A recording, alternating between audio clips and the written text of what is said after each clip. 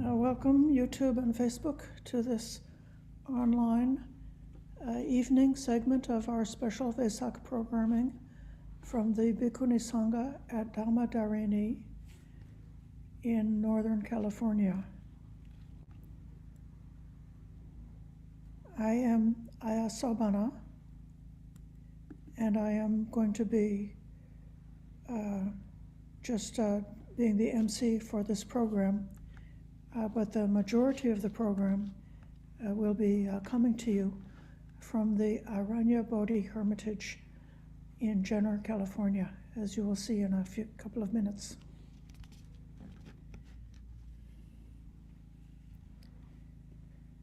I want to especially remind anybody who hears this video who is living in our North Bay area that next Saturday, the 21st of May, we will be having a face-to-face in-person Vesak celebration. You can find out about that by visiting our website, Dhammadharini.net, and sign up through the website if you would like to attend that program. It's quite a moment for us as we start to gradually make the shift towards having more face-to-face, in-person events. It seems that the next weekend program will also be available to you on YouTube or Zoom or something like that, but it will not be an interactive program like this is tonight.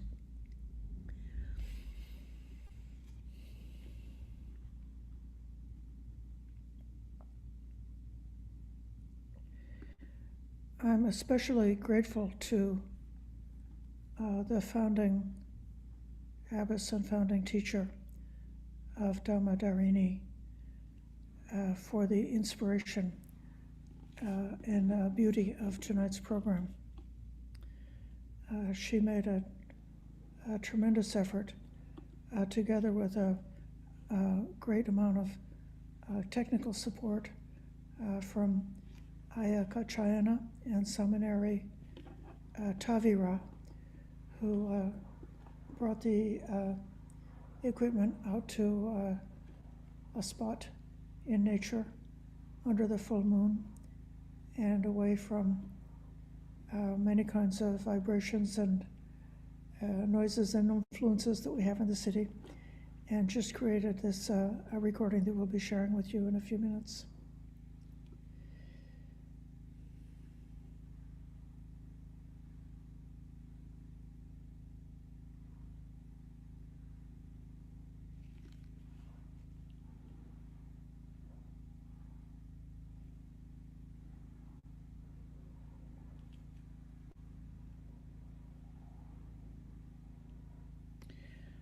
So without any further ado, I'm going to open up and share with you the puja chanting. This is the Vesaka puja.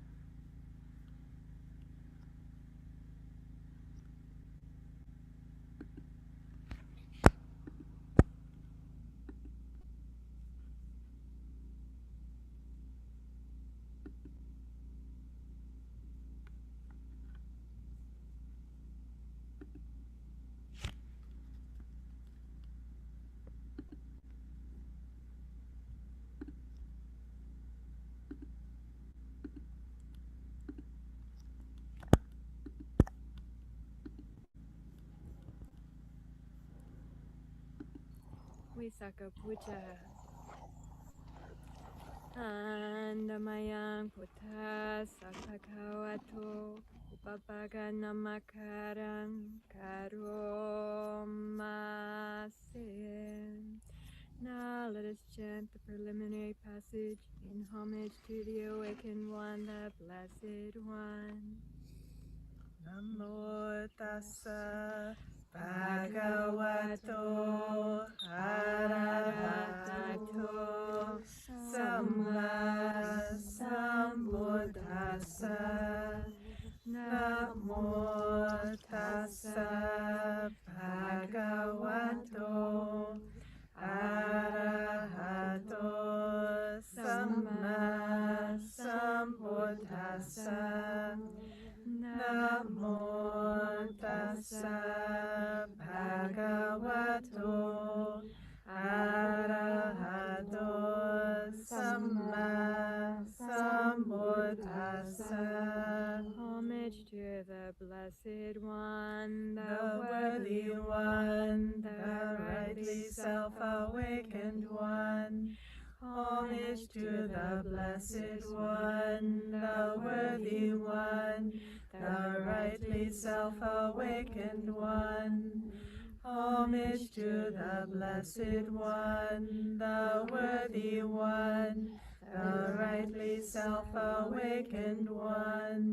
Yam Amhako Mayang Yam amhako mayang Bhagavantang Saranang Kata Bhagavantang saranang gata Yono Bhagava Sattha Yono bhagava sattha Yasacha Mayang Yasacha mayang Bhagavato Dhammang Rochema Bhagavato dhammang rojema. The Blessed One to whom we have gone for refuge. The Blessed One to whom we have gone for Who refuge, is our teacher, who is our teacher, and in whose Dhamma we delight. and in whose Dhamma we delight. Ahosiko so Bhagava. Ahosiko so Bhagava. Ajimesu Janapadesu. Dachimesu janapadesu. Arya Kesu Manusesu Upano. Arya kesu manusesu uppanno. Katiyo Jatiya. Katiyo jatiya. Gotamo Gotenang. Gotamo Gotena. Was born in the middle country. Was born in the middle country. The Aryaka race. The Aryaka The race. noble warrior class. The noble warrior class. And the Gotama lineage. And the Gotama lineage. Sakya Bhutto. Sakya Bhutto. Sakya Kula Papajito. Sakya Kula Papajito. Sadeva Ke Loke. Sadeva Ke Loke. Samara Ke Sabrahma Ke. Samara Ke Sabrahma Ke. Sasamana Brahmaniya Pajaya. Sasamana Brahmaniya Pajaya. Sadeva Manusaya. Sadewa Manusaya. Anutarang Samma Sambodhing. Anuttarang Samma Sambodhing. Abhisambuddho. Abhisambuddho. A member of the Shakyan clan. A member of of the Shakyan He clan. left his Shakyan family. He left his Shakyan family. Went forth into the homeless life. Went forth into the homeless life. And attained right self-awakening. And attained right self-awakening. Unsurpassed in the cosmos. Unsurpassed in the cosmos. With its devas, maras, and brahmas. With its devas, maras, and brahmas. Its generations with their contemplatives and priests. Its generations with their contemplatives and priests. Their rulers and common people. Their rulers and common people. Nisang sayang koso pakawa. Nisang sayang koso pagawa. Arahang sama samputo.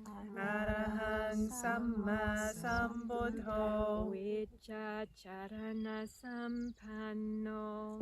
Vijja charana sampanno. Sugato lokavidu. Sugato lokavidu. Anotaro bodhisattva sarati. Anuttaro bodhisattva sarati. Sattva deva manusanang. Sattva deva manusanang. Buddho bhagawa. Buddho bhagawa. There is no doubt that the Blessed One. There is no doubt that the Blessed Is One worthy and rightly self-awakened. is worthy and rightly self-awakened. Consummate in knowledge and conduct. Consummate in knowledge and conduct. One who has gone the good way. One who has gone the good way. A knower of the cosmos. A knower of the cosmos. Unexcelled as a trainer for those who can be taught. Unexcelled as a trainer for those who can be taught. The teacher for human and divine beings. The teacher for human and divine beings. Awakened and blessed. Awakened and blessed. Swakato kopanam. Swakato kopana. Ena bhagavato dhammo. Tena bhagavata dhammo. Sanditiko akaliko. Sanditiko akaliko. Ehipasiko panaiko. Ehipasiko panaiko. Pachatang veditapo vinyohi. Pachatang veditabo vinyuhi. And that the Dhamma is well taught by the Blessed One. And that the Dhamma is well taught by the Blessed To One. be seen here and now. To be seen here and now. Timeless. Timeless. Inviting all to come and see. Inviting all to come and see. Leading inwards. Leading To inwards. be realized by the wise for themselves. To be realized by the wise for themselves. Supatipanno kopanasa. Supatipanno kopanasa.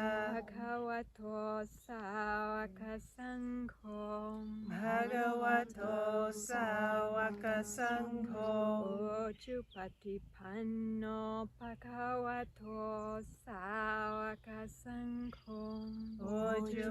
Ojupatipanno bhagavato sāvaka saṅgho. Nyaya patipanno bhagavato sāvaka saṅgho. Nyaya patipanno bhagavato sāvaka saṅgho. Samichi patipanno bhagavato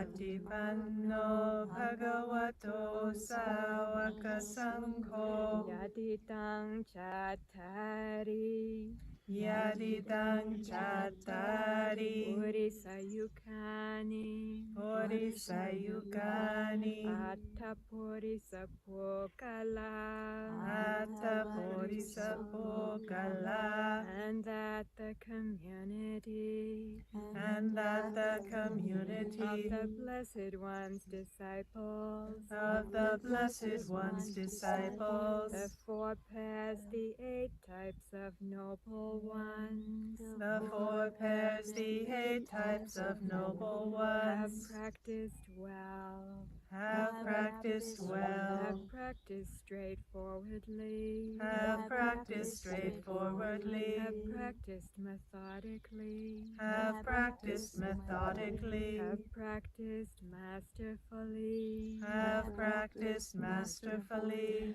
Ayang ko panapatima, Ayang ko panapatima, tang pakawantang buddhi sakata, tam bhagawatang bodhisakata, patita pita, patita pita, yawadewa dasanena, yawadewa dasanena, tang pakawantang anusaritoa, tang bhagawatang anusaritva, pasata sangweka, pasada sangwega, patilapaya. patilapaya.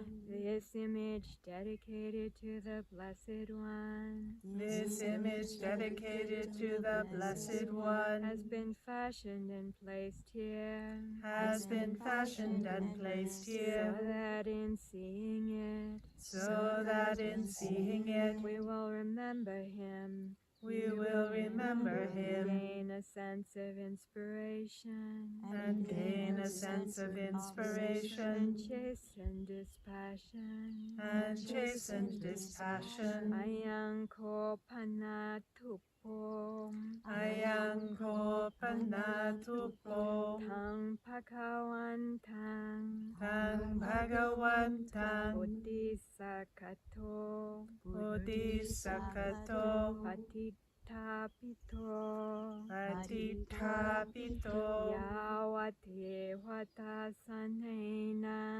yawadewa dasanena, tang pakawantang anusaritoa, tang bhagawantang anusaritva, pasata sangweka, pasada sangwega, patilapaya, patilapaya. this stupa dedicated to the Blessed One This stupa dedicated to the Blessed has One been fashioned and placed here, has been fashioned and placed here, so that in seeing it, so that in seeing it we will remember Him, we will remember Him gain a sense of inspiration, and gain a sense of and inspiration chasten dispassion. and chastened dispassion. Mayang ko etarahi,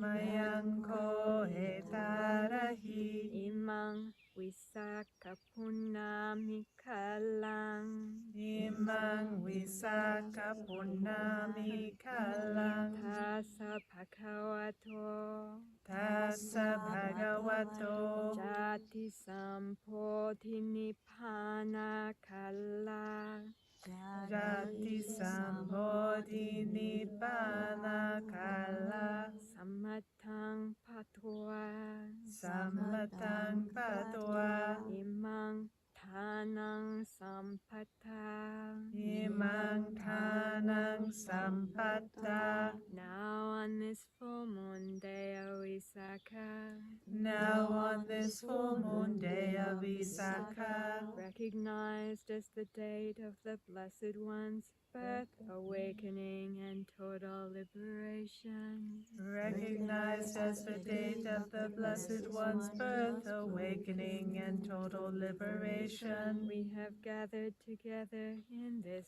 place. We have gathered together in this place. Ime tanta dipa, Ime danta dipa dupadi, dupadi sakare kahetoa, sakare gahetoa atano kayang, atano kayang sakarupatanang karitoa, sakarupatanang karitwa. We take these offerings, We take these offerings, candles, incense, and so forth, candles, incense, and so forth, and make our bodies a vessel for them. and make our bodies a vessel for them. Tassa bhagavato, Tassa bhagavato, yata pucce kune, yatha bhujje gune, anusaranta, anusaranta, imang patimakarang tupang, imang patimakarang tupang, tikatung, tikatum, padakinang, padakinang, karisama, karisama, yata kahitehi, yatha gahitehi, sakarehi, sakarehi, ojang kurumanang, pujang kurumana. reflecting on the Blessed One's virtues, Reflecting on the Blessed One's virtues as they actually are, as they actually are. we will circumambulate this stupa We will circumambulate this stupa 3 times, paying homage to him 3 times, paying homage to him with the offerings we hold. with the offerings we hold. Sadhu no pante bhagawa, Sadhu no bhante bhagawa, suchira pariniputtopi, suchira pariniputtopi, nyatapehi, nyatapehi, unnehi, munehi, atitaramanataya, atitaramanataya, anyayamano. anyayamano. Although the Blessed One Although the Blessed long One ago attained total liberation, long ago attained total he liberation, is still discernible through our remembrance he is still discernible through our remembrance of his perceivable virtues. of his perceivable virtues. Ime amhehi, Ime amhehi, kahite sakare, gahite sakare, patikan hatum, patikan hatu, amhakang, amhakang, dikaratang, dikaratang, hitaya, hitaya, sukhaya, sukhaya. sadhu, Sadhu,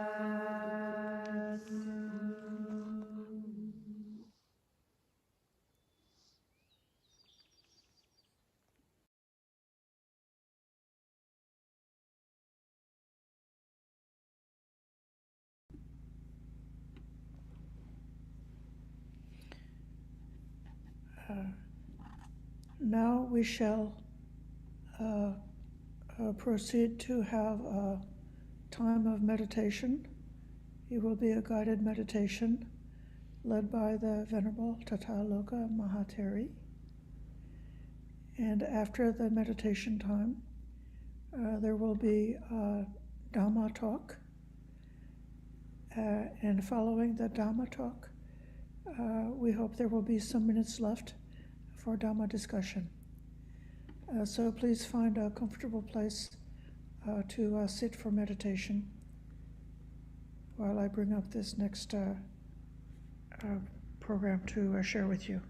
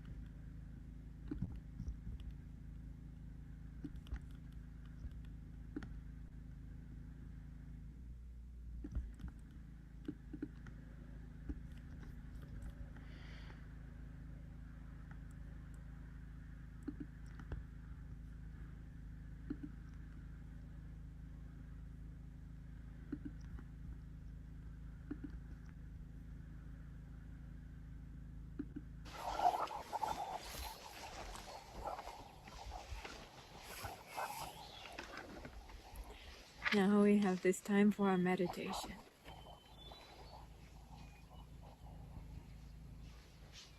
Together with the full moon,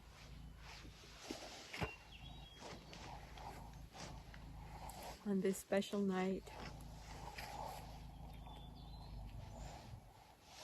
And in fact, because of it being the Vesak full moon, and there are millions of people around the world who are meditating, who might not necessarily meditate every day, but are especially meditating, especially contemplating the Buddha,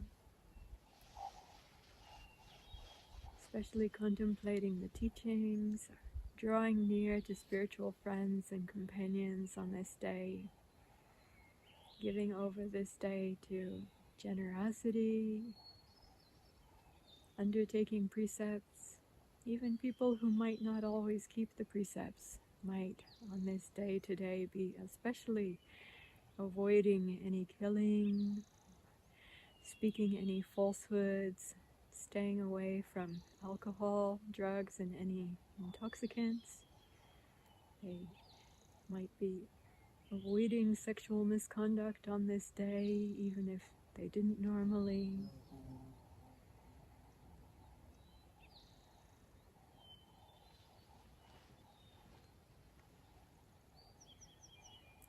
Especially given to moral virtue, offering safety to our fellow living beings,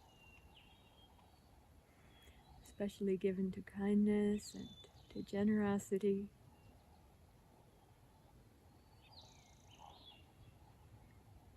drawing near to the Buddha, to the Dhamma, and to the Sangha.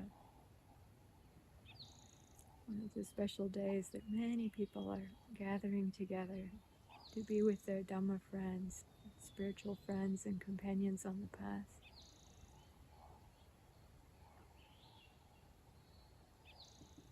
Even there are quite a lot of people who have temporarily ordained for this time.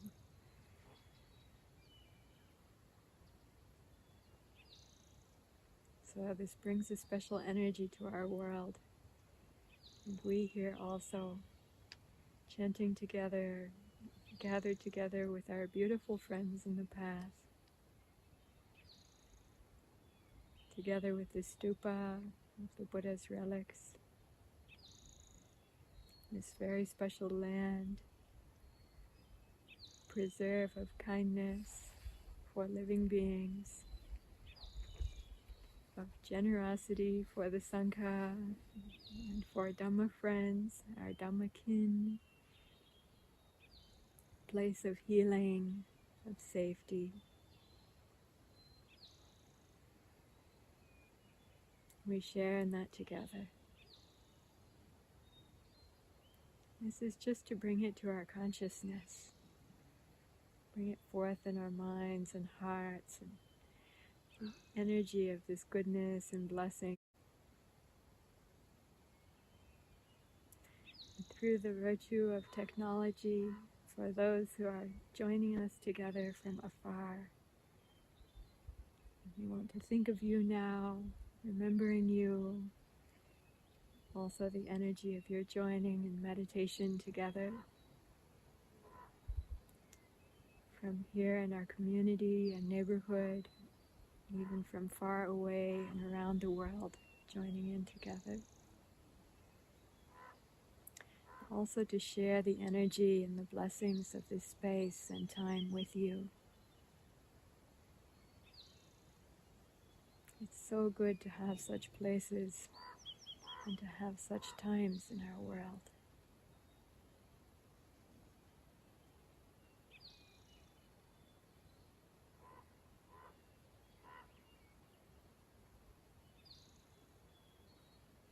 Here in the evening spring forest as the moon is rising,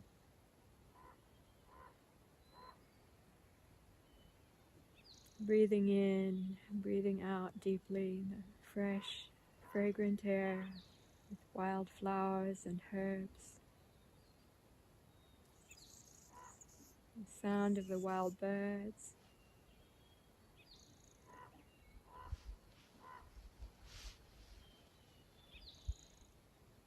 Crickets.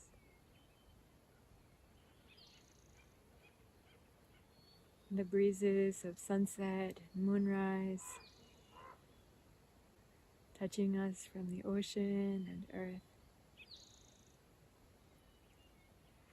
Mindfulness of the body and the elements.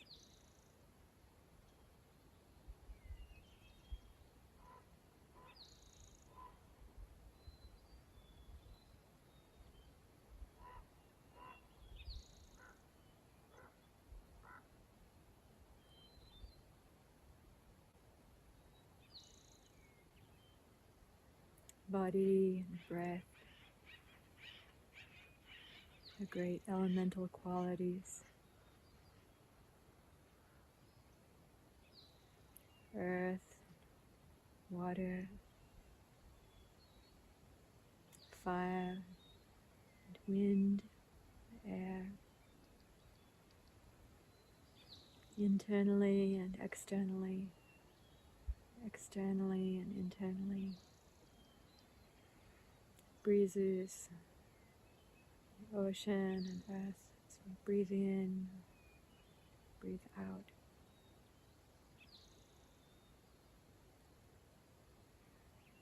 A sense of touch, warmth, sunshine and earth, coolness.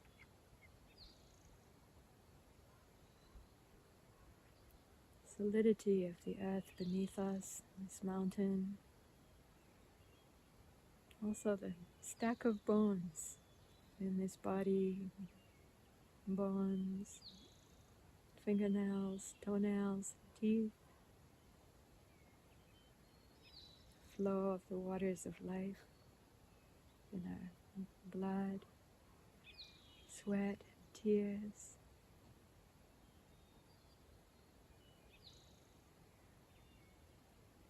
Mist, vapor of breath.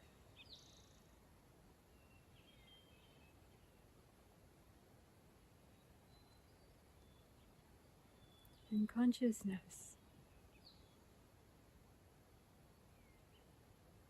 great element of consciousness.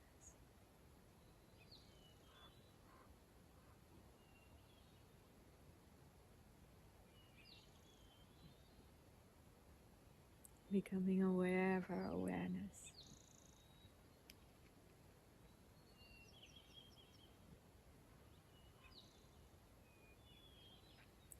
Like the gentleness of the spring breezes, bringing a gentle quality to our awareness as it touches the body, elements, consciousness of touch, gentle quality, kindness, compassion, care, appreciative awareness,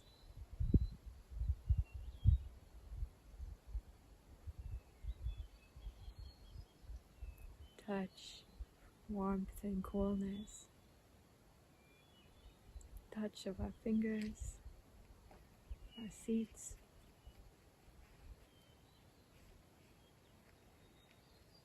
touch of the body and breath, rising and falling.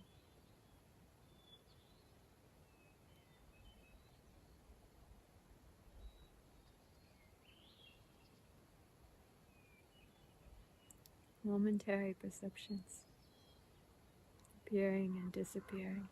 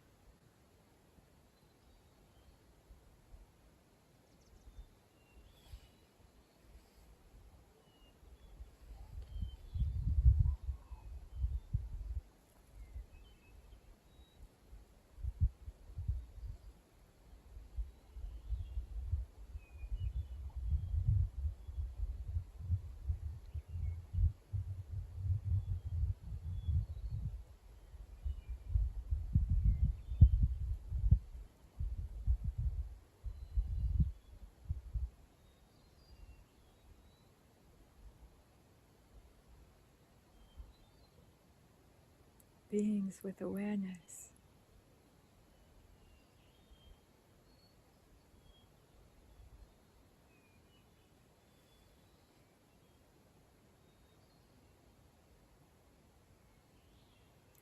Sentient beings, sattva, satta.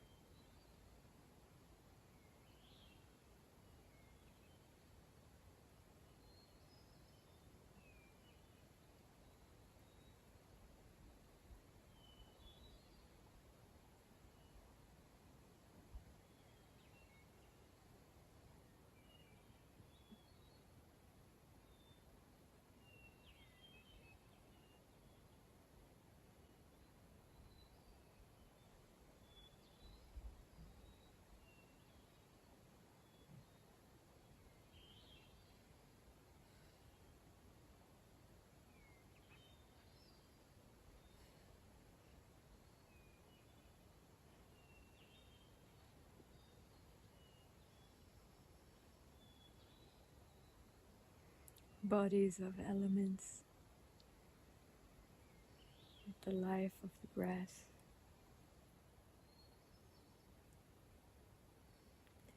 endowed with awareness.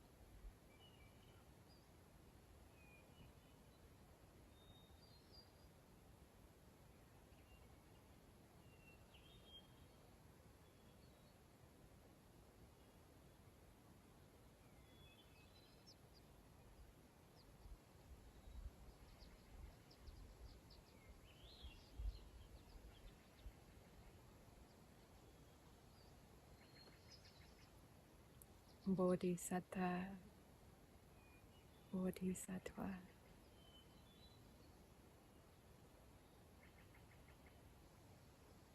Beings capable of wisdom.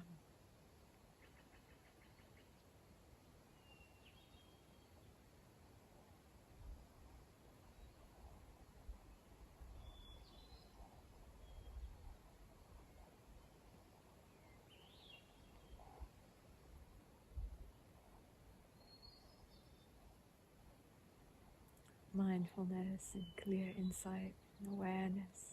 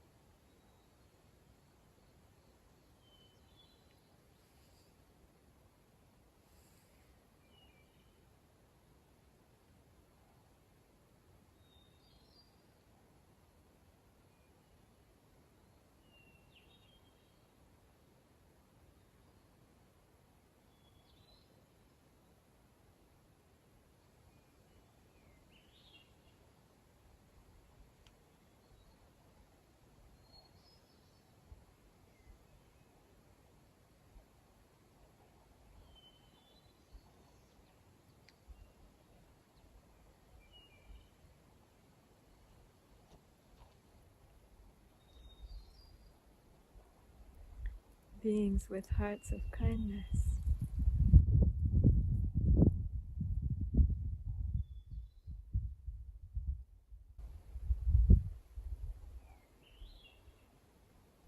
Capable of sharing our love with all living beings, all of life.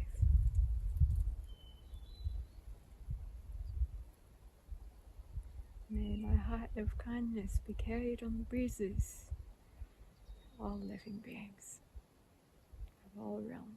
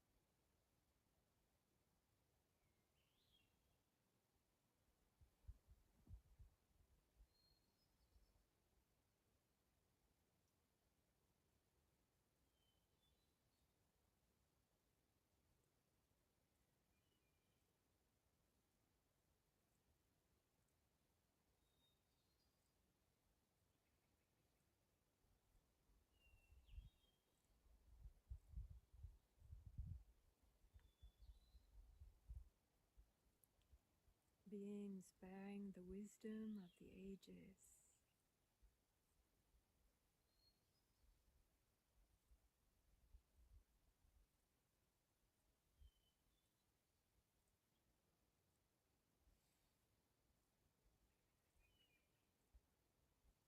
Seeing and knowing all things as they rise and pass.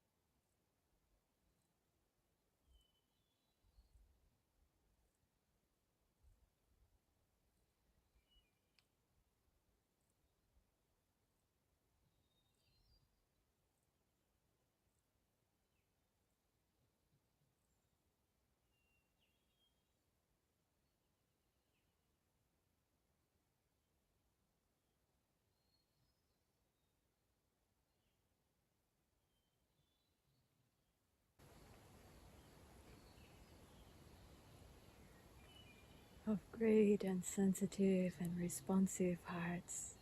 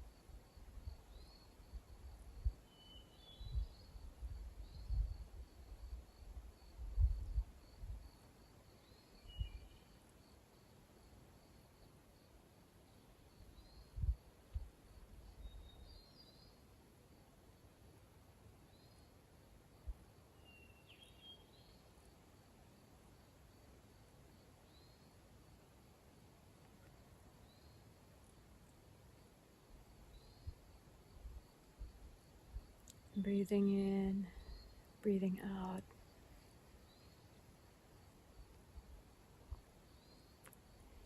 These bodies of breath. The breath of the world. The life of the world.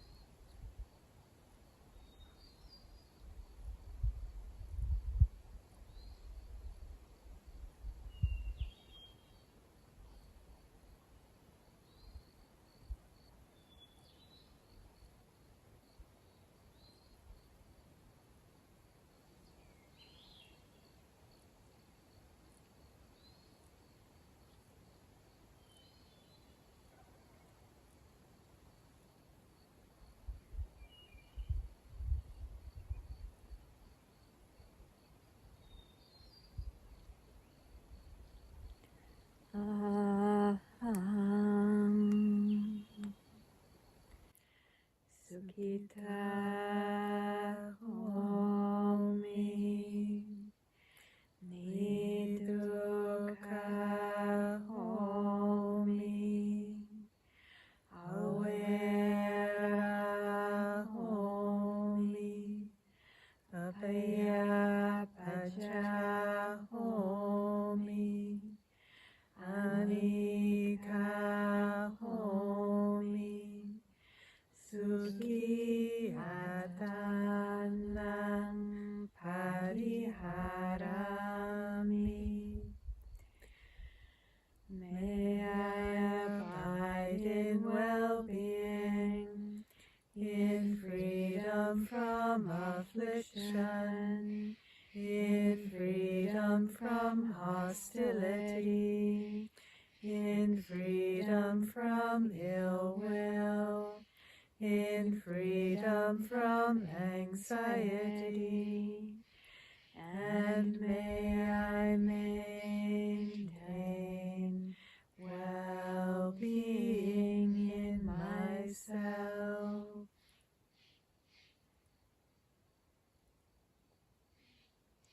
Sape Sattva Sukhita Hontu Awera Hontu Abhaya Pacha Hontu Anikha Hontu Sukhi Attanam Pariharantu.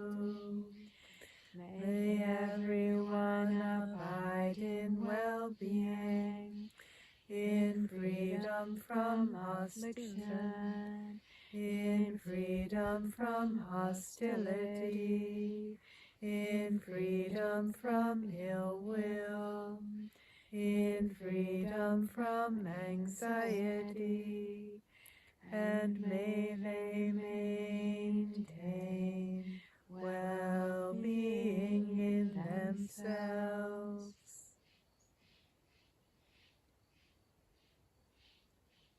Sape Sattva Sabba dukkha pamucchantu. May all beings be released from all suffering. May they not be parted from the good fortune they have attained.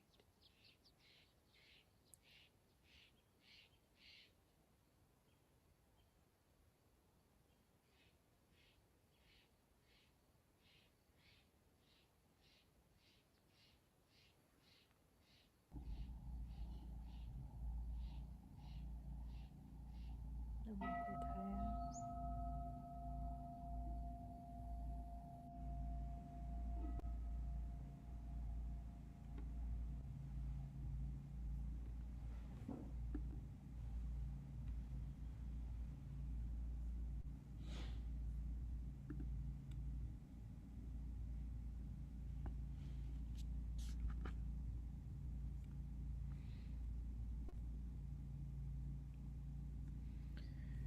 The next item on our program will be a Dhamma talk on reverence and resilience.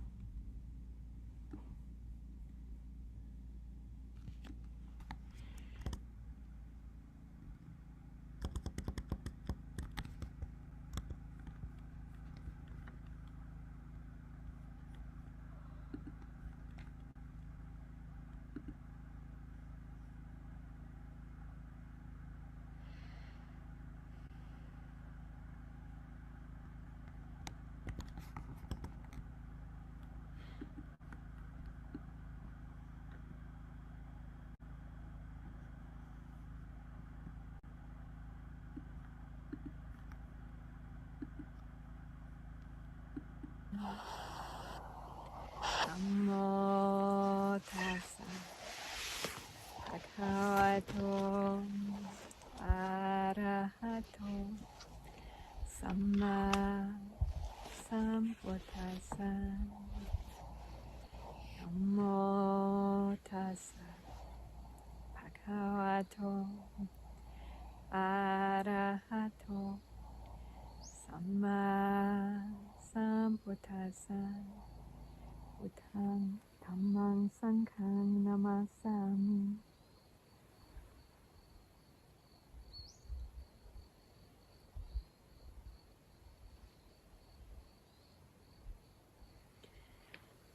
I'd like to offer a Dhamma reflection on this full moon night here in mountain saddle between Aranya Bodhi, Awakening Forest Hermitage, and Black Mountain Retreat Center, and Dhamma Creek, and the ocean. Here with the Sangha and Dhamma friends, good past friends in this life, all those who are joining due to the wonders of the technology from afar together. I'd like to offer this Dhamma reflection on reverence and resilience.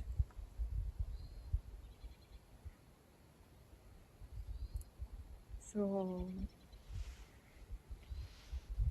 one of the amazing things about the Theravada and Tibetan Buddhist traditions is this remembrance and commemoration of both the Buddha's birth and also the Great Awakening and also the Parinibbana or final nirvana of the Buddha on this same Vesak main full moon.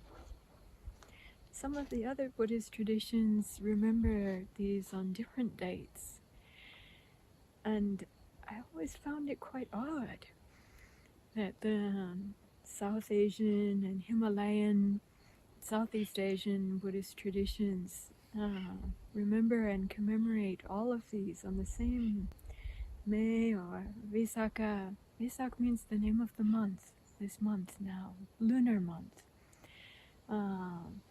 All three of these great events. And myself in past, I had a hard time in a way, heart-wise, navigating that. Because celebrating and commemorating a birth seems like it has a very particular energy, like celebrating the arising and the appearance and the coming into being, which is a very particular kind of pattern. And here in the Western Hemisphere, I think, or the Northern Hemisphere, I should say, then it's spring. And so also, you know, with the new flowers and the new green and the new growth of the trees, and then the birds have their nests and the baby animals and all of this, then there's the way that that harmonizes very well because of all the beautiful new growth and appearances. And that part that in a way is easy. And the East Asian Buddhist traditions also celebrate this as the Buddha's birthday. So celebrate the Buddha's birth at this time, and like lotus flowers, and it's spring also in East Asia, and so there's this celebration of the appearance of the Bodhisattva, the being intent upon wisdom with loving kindness for the world, and appearing in the world with great kindness, generosity, and care, intent upon wisdom and liberation, freeing, bringing ease to, and then finding freedom from the great sufferings of birth, aging, sickness, and death, of delusion and confusion, pain and dysfunction of ignorance, and bringing kindness and care, great wisdom and great skillful means. And so that seems to harmonize very well. In the East Asian traditions, then the Great Awakening is celebrated at a different time of year, and then the great final passing celebrated also on a different occasion at a different time. So each of these heart movements or great events gets its own space in a way. Whereas the traditions closer to the homeland of the Buddha in the Himalayas and in South Asia and like Greater India and Southeast Asia, then maintain that these great events then happened over a longer period of time, after 30 years, then the Great Awakening, and fully then after 80 years, then the final Nibbana or final Nirvana. And contemplating these together, it's said that this moon is called the thrice holy or thrice blessed moon. The last 3 days with our just inaugurated last year United Theravada Bhikkhuni Sangha International. Then we had the Bhikkhu and Bhikkhuni leaders from around the world gathering together and offering reflections 3 days ago on the birth, and then yesterday on the Great Awakening, and then today on the final Nibbana or final Nirvana. And I found that in a way useful and valuable to give the three days to these three different, very great events with such very different characteristics. And yet also over the years, the challenge of holding all of these together has been present, and I've found this fruitful and valuable to not separate the things out so much. And to realize that, of course, with the arising of one thing is the passing of another. Having been born, there's death. With arising comes passing. Everything that has arisen, all conditioned things, can and will and are coming to cease. Even what they were a moment ago will never be so again. It is already past. When we go down to the Dharma creek here and we look at the creek, then sometimes I like to go down and sit on the rock, and then sit on the rock facing upwards on the creek. Then I see the water is flowing towards me, right? Everything is arising, everything is appearing, everything is coming towards me and feels like coming into me. And then I turn around on the same rock, in the same day, in the same time, just 1 minute later, 2 minutes later, turn around and everything is falling away. Everything is flowing away. Everything is disappearing. Everything is vanishing. What was here with me is now distant and then gone, out of my perception and ability to track anymore. I believe it still exists.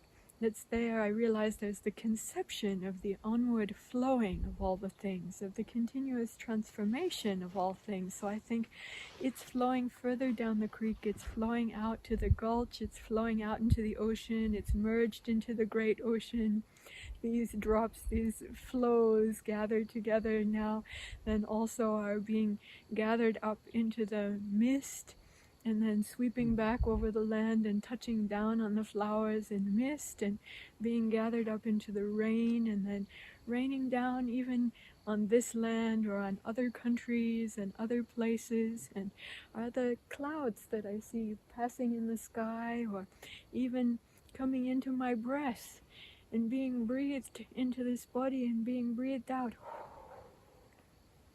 Sometimes with a meditation, then it's like almost as if I can, even it's not misty, but like the breath appears like this fine white mist that I normally don't see, yes? And then also in the mouth and the saliva that's there, and then touching then the sweat and the what's in the tear ducts and the eyes and all of that. It's all there. It's all of that, whether solid or liquid or gas.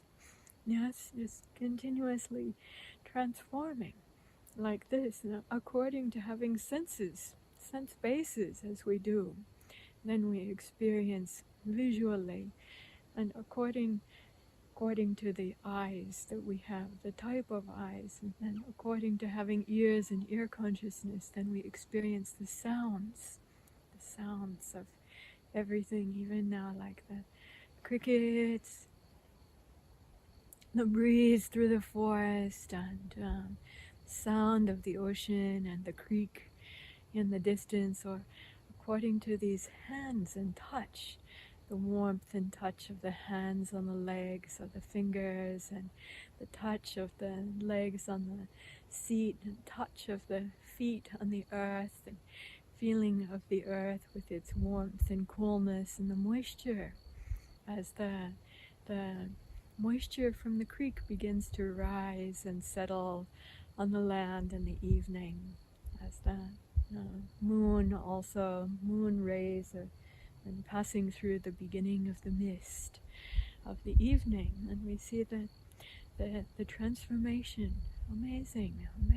Our minds and hearts, and even our feeling of our heart and our bodies, like so much come alive and expand and become so amazing when we realize the great impermanence and transformation of all things. So then in the great awakening, then the Buddha becoming mindful of the body, becoming mindful of the breath, becoming deeply still, becoming concentrated, or entering into meditative absorption with deep awareness, and just seeing the nature of all things, internal and external, contemplating dependent origination, the interconnected nature, the relationship between all things, and their coming into being, and also their disappearing, and then profoundly,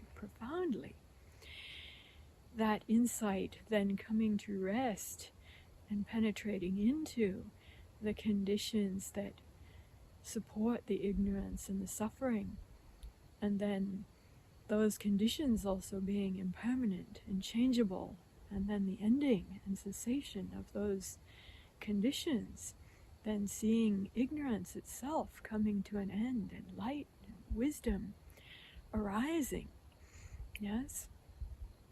And then seeing the things minus the afflictions and the distortions of perception, minus the confusion, minus the delusion, just seeing and knowing the things truly as they actually are.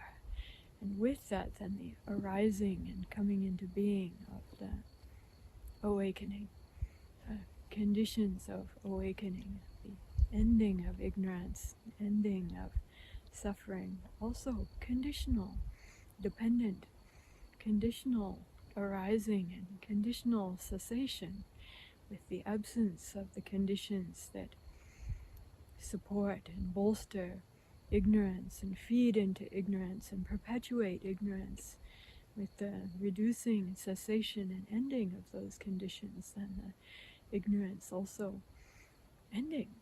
Just because of that, the conditions that feed it, they're no more, and then this ignorance has ended, and this is what it's like with less ignorance and without that ignorance, and all the pain, all the affliction, all the confusion that was dependent upon that ignorance, that was being fed by wrong ideas and false ideas, and not seeing the things truly as they actually are, or being against the things, of wanting things to be otherwise, and in conflict and friction with the nature of things, and push and pull and tug and clinging, seeking, grasping, rejecting, all of those whole processes, what was feeding them, what was supporting them, that craving for what cannot be, that seeking for what's impossible, that hunger, that thirst, that longing that can never be fulfilled, being applied to things that don't actually exist like that, are not true, only perpetuate like a betrayal. It's like a betrayal, but not the world or things betraying us, but investing in things that are false and can never give what was wished for, or what was demanded, or what we cried out for from these things. Give me this, this thing. But like not being able to do that. What's the expression? Like trying to draw blood from a stone or something. Truly, deeply, if we see properly, actually, the stone is made of blood. But, I mean, all the things. If we look at the big picture, the lifeblood of all the things that have decayed and then heated and then come together and become temporarily, transitorily, become stone and dust like this. If we see clearly, actually, then we can see the blood in the stone. We can know and understand that. And then that dust minerals becoming our vitamins and our food, and then flowing through our veins. Yes, there is. We have got it. In fact, when we see it truly. But this is applying our mind and our understanding rightly, with deep insight, flowing in with the seeing and knowing, harmonized, not separate from the true nature of the things as they actually are, and deep peace, friendship with this nature of things as they are, not in conflict with that, not against them, not demanding or looking for anything impossible, but taking the key and opening the door and gaining access to what is possible, what is there, what this nature and truth of things in our humanity, with these human bodies as they are, made as they are, of the elements appearing and disappearing, coming to dissolution, and consciousness, these minds and feelings as they are, then what the virtue is in having such bodies of elements with minds, endowed with minds, consciousness, and the capability for wisdom. A true endowment that is the nature of this human incarnation, and these amazing minds and hearts that we have. And we can touch and access this, then it just seems quite, amazing, natural. But we sympathize, we know we know also what are the pains of the delusion, the pains of the longing, and touch these things very closely and kindly and caringly due to knowing them very intimately for ourselves, because like us, we know, we've been there, we've done that, and those we know, those who we care for, we have known, also all those who are coming to birth, all the kinds of beings, including all the humans also, we know what's the situation, what are the sufferings, what are the challenges, what are the joys. We know all that. So like grandmother's mind or great-grandmother's, great-grandfather's mind like this, seeing and knowing the ages, the passing of all things. So for the Buddha's story as well,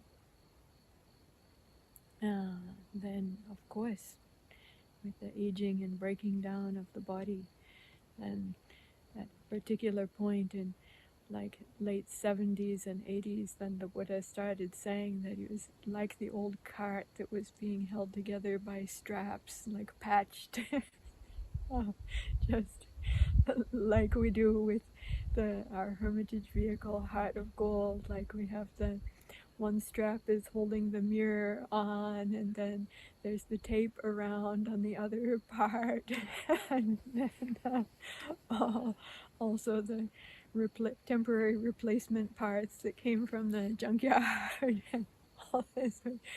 And also our bodies, if we have the blessings to live long enough like this, then these bodies of self and other all are coming to this. And then the Buddha mentioned from the time of his asceticism, then also like time by time, because of the extreme fasting for a long time, and sometimes the guts, intestines, they still had even with the kindness and wisdom of the Buddha, complete awakening, not causing any more suffering for the body from the mind, but still from the legacy of the extreme self-mortification, and sometimes problems with the guts, and then also sometimes back pain, and these kinds of things. Yes, so human.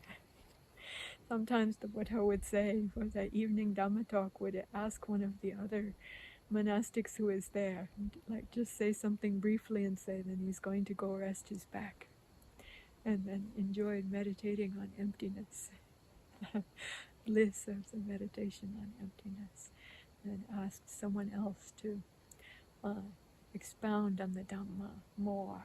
And we also see the Buddha's wisdom and skill in doing that, and then passing on, even while he was still alive, and passing on the heritage to his Sangha, passing on all the tricks of the trade, all the things that he had learned. He said he was a teacher not with the closed fist, but the open fist teacher. He's not keeping any secrets, but happy to share with the people according to their propensities, whatever would be useful, whatever would be helpful that he had gained, and not asking for anything for that. No payment, and no, say like in India there's the tradition of Guru Dakshina or Dakina, to like make the offering, if opening up the possibility of offerings, what people wish to give in generosity and in appreciation, or just for their own path to develop themselves in kindness and service and care and generosity, and to be able to be a part of supporting the practice and supporting the community, and then open all that up. In fact, establish the Sangha based upon this, not upon a trade of give and take or cost, but on give and give, giving and receiving open-heartedly. And so the compassion of receiving as well as the love and the compassion of giving. Yes? So already from very early on, then the really giving the heritage over, investing into the Sangha, offering freely what's helpful for the awakening and freeing, liberation, and kindness and care. And then more and more really calling forth the Sangha also to teach and to share and to lead, and even while the Buddha was still present. So we also recall then the final walk of the Buddha in the Mahaparinibbana Sutta, the discourse on the Buddha's final passing, and giving the final teachings to the people, the things that were emphasized in the final teachings, and also speaking really about the fourfold community or manifold community or Sangha, its importance, its value, and affirming that there were those in all the folds of the Sangha who were knowledgeable, skilled, capable, able of refuting wrong ideas, and who were bearers of the heritage of the Buddha. So this is stated very, very clearly. So then the legacy of the Sangha then is passed down also in gathering together and recollecting, remembering, sharing, and the Sangha drawing near together. Now at this time, before they used the media that they had available, which was just physical gatherings and psychic powers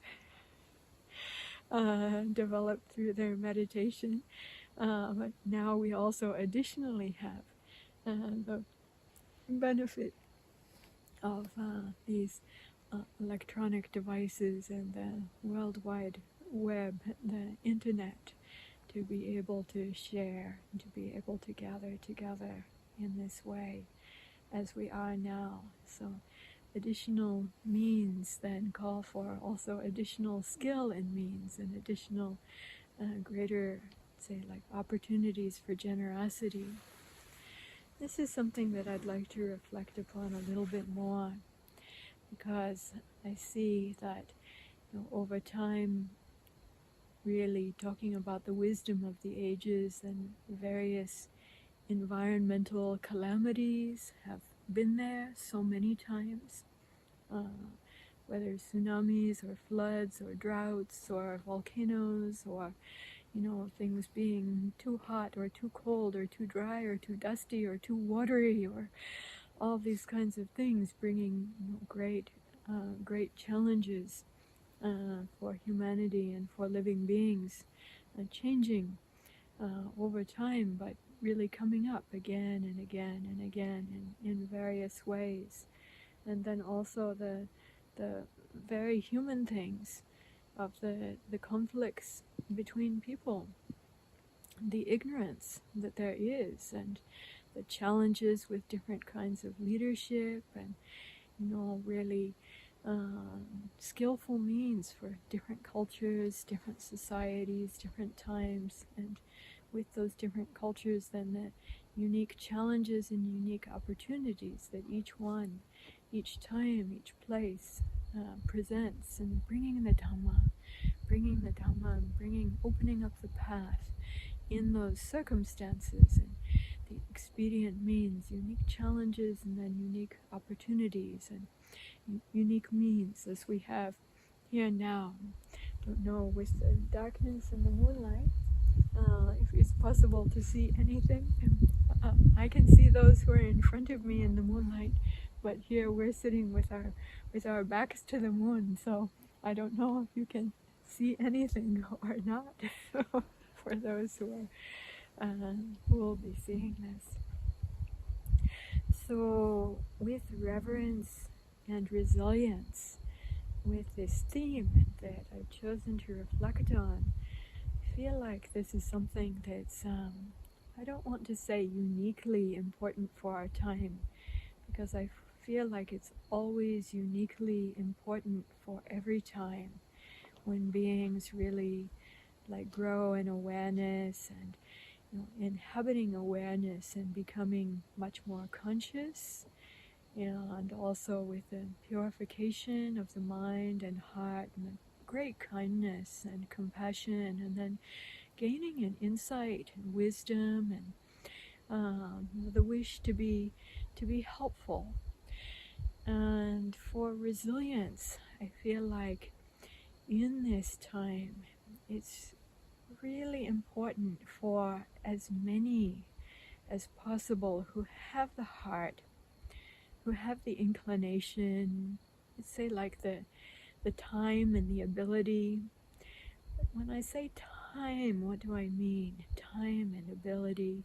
People say they'll do things if they have the time and the ability to do so. I think having time, to my mind, in this case actually means being alive. If we're alive, then we have time.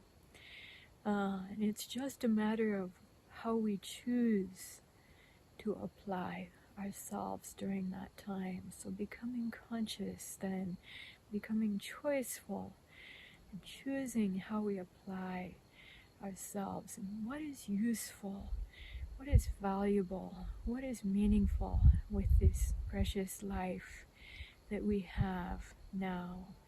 Being alive, we have this time, we have this energy of life, we have the abilities that come with having a human body and also having a mind, awareness, all the skills that we've learned. So having time and then ability.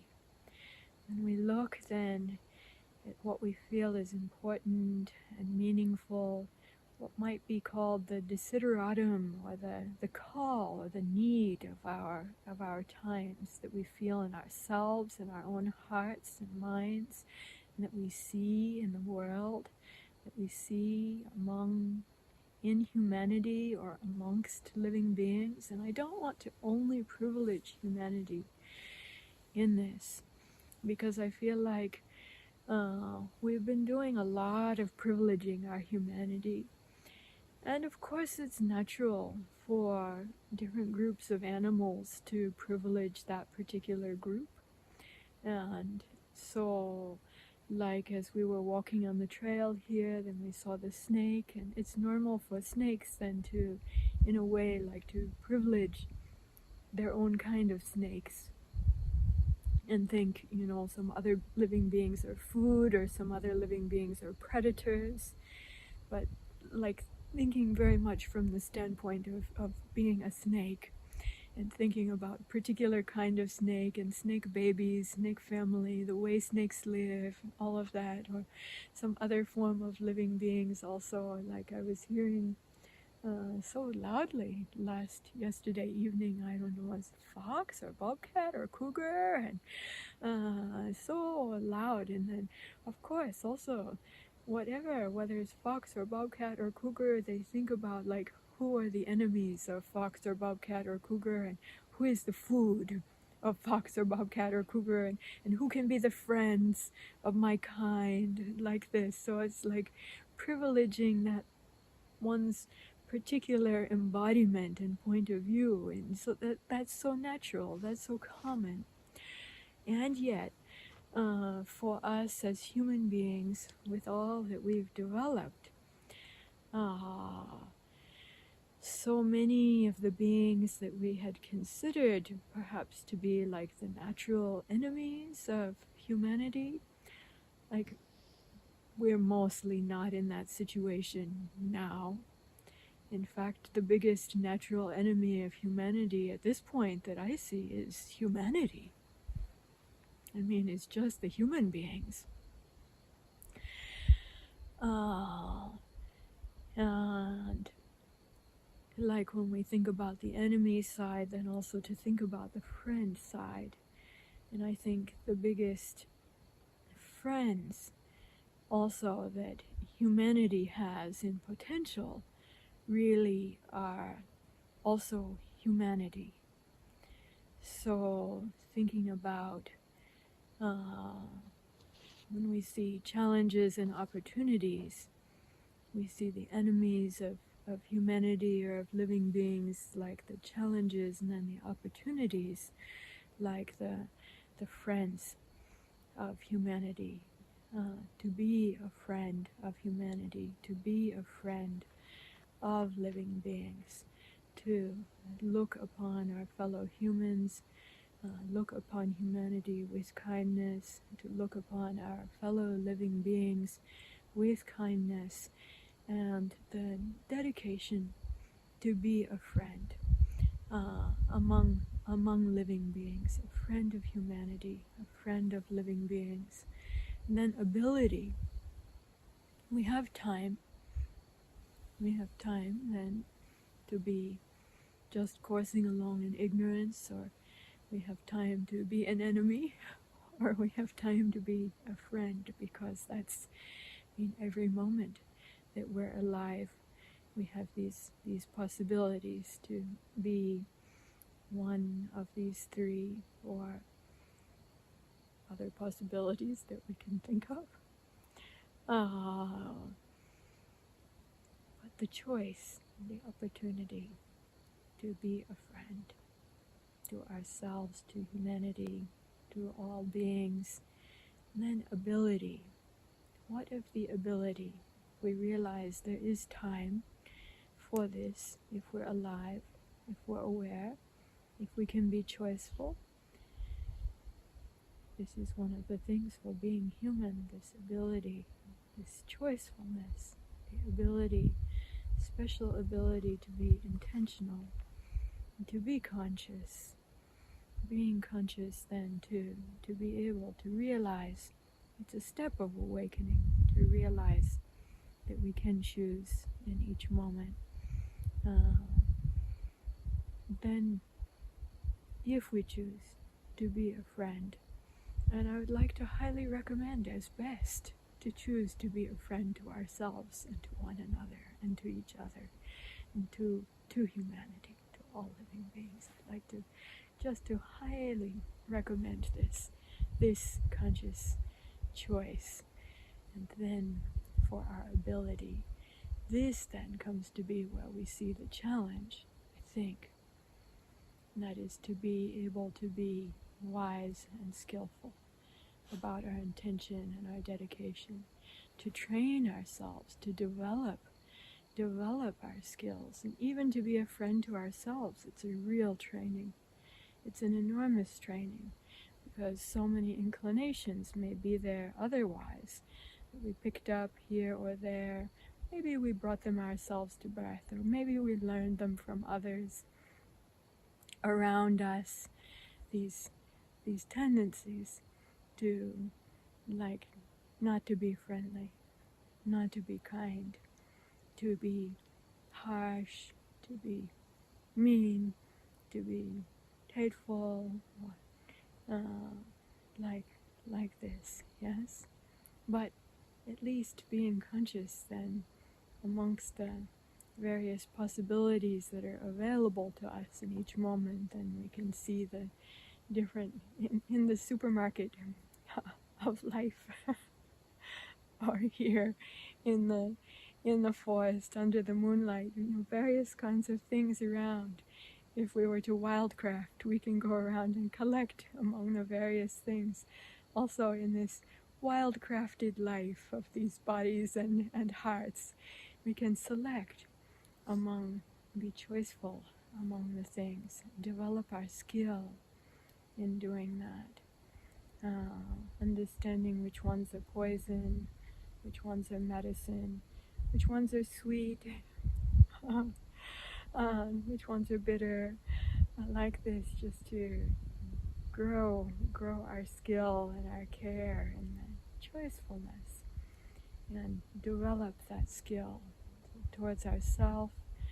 Then really, in our human experience, in a way, I don't want to recommend being completely self-centered, and yet still the way these bodies are, and our eyes and our sense bases, I mean, we do have this center of perspective on the world in a way.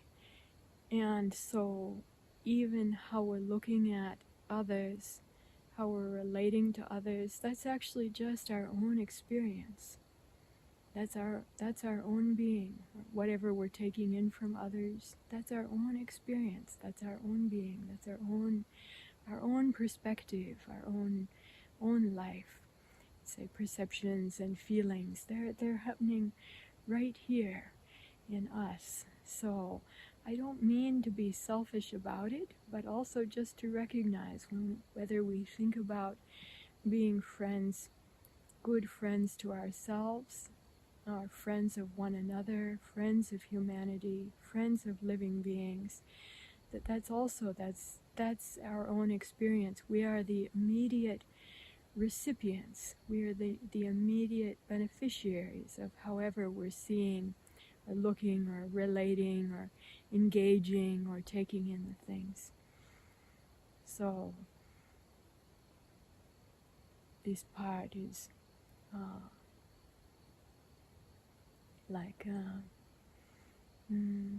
very important to recognize.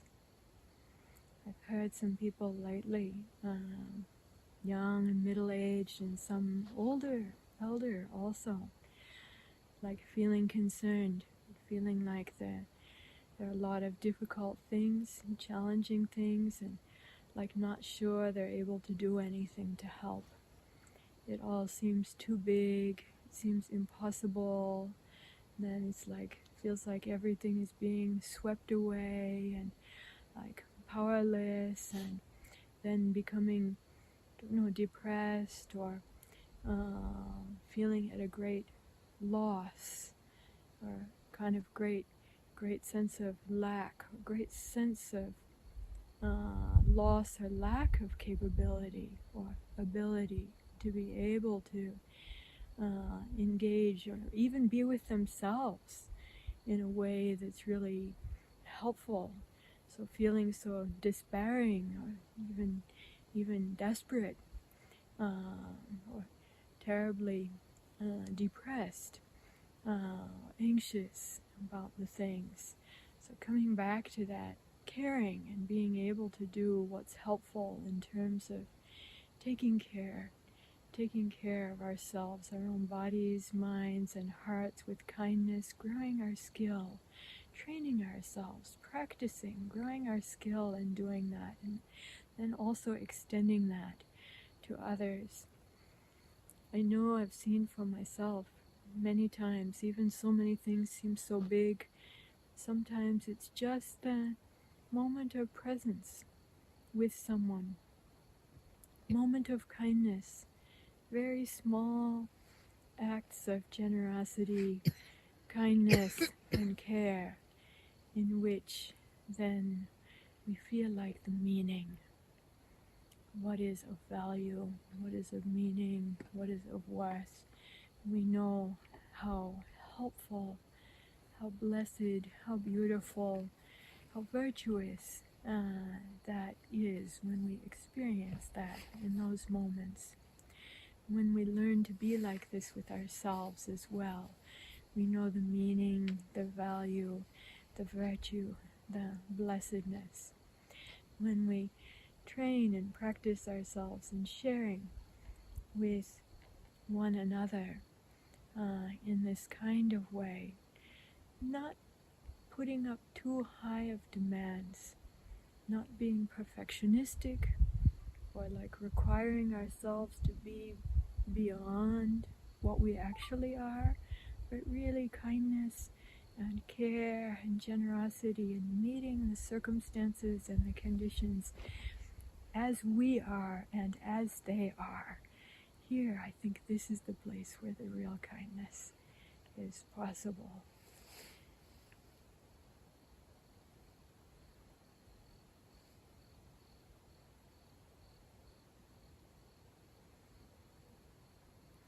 here in the forest in the moonlight.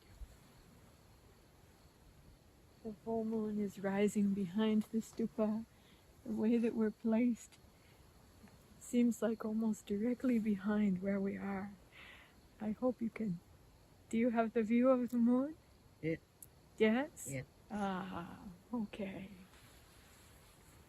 I hope others may also share in the beauty and blessings and virtue of this time here. So I think here is where we can find the reverence in ourselves and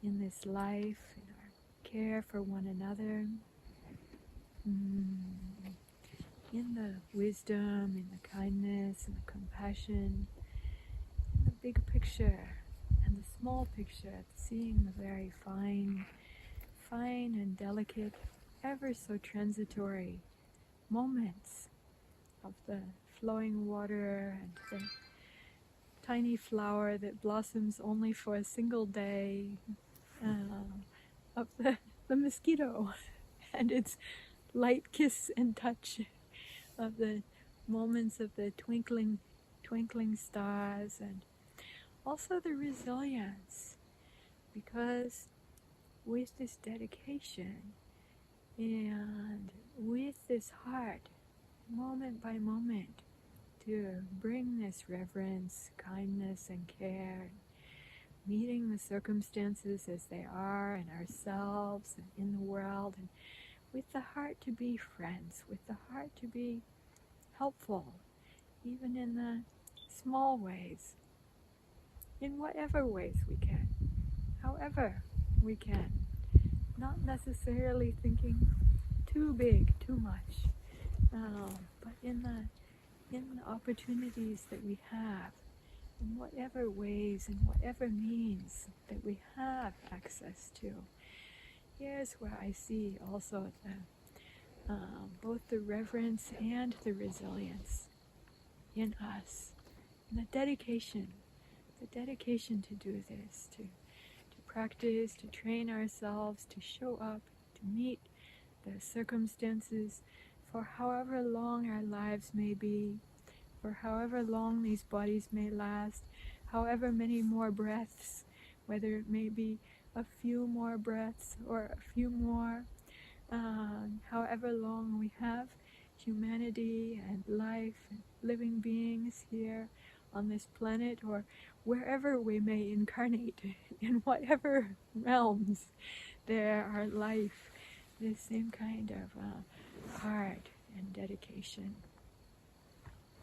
In this, I feel like this ability also to, as the Buddha, to see and to know everything as it actually is, as it truly is, to see it as it is, to know it as it is, to hold it as it is, and then with our ever so sensitive and responsive hearts of kindness and care, to be responsive in whatever way we have the ability and whatever way is called for, with anything and everything, however and whatever it may be, as long as there is life, as long as there's even beings without breath, but as a human, as long as there is breath, and beating of our hearts, awareness with these bodies, this dedication. I see this in the dedication of the Buddha, even sharing, walking, and sharing kindness and wisdom up till the very last time, and then lying down and with the Sangha gathered around underneath the sala trees with their blossoms falling under the full moon, and even one more person then came and wanted to meet the Buddha, even in the time of the Buddha's passing away, and some of the members of the Sangha are stay back, he's dying, right? Give some space. And that's kind also, and that's normal and natural also. But the Buddha was like, let him come, let him come. That receiving that one last inquirer who came and wanted to draw near and receive the teachings and even enter into the Sangha, even in those last moments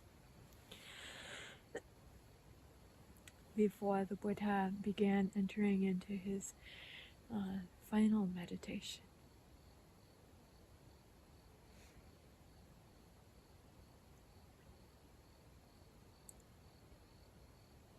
Going into the deep meditative realms, going through all of them,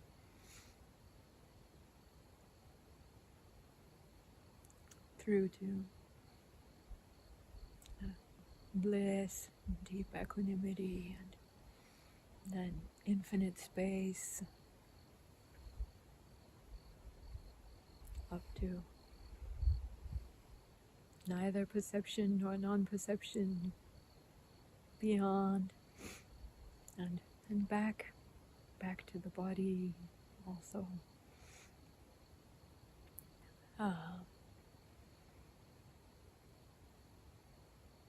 Into deep meditation again, and coming back to the body. Even in these final moments, then I can only imagine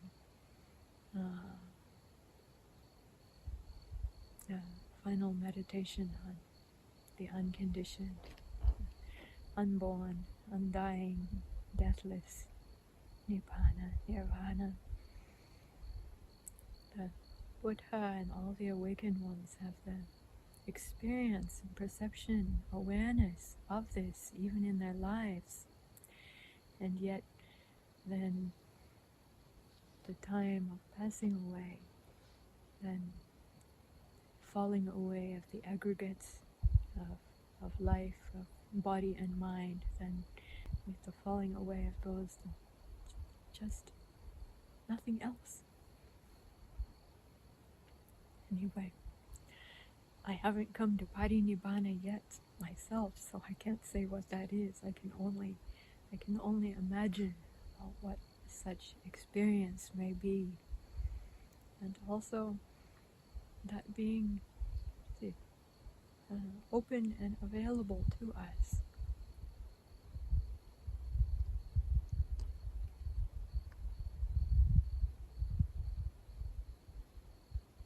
In such moments.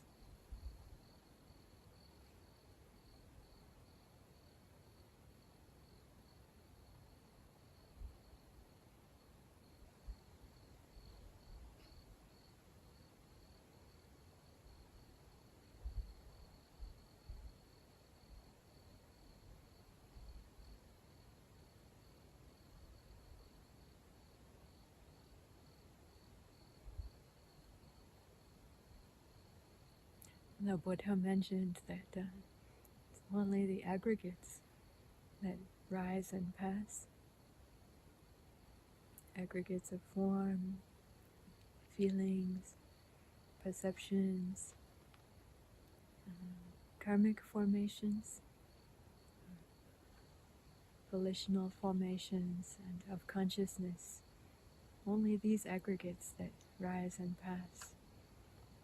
Describe this experience as the falling away of the aggregates.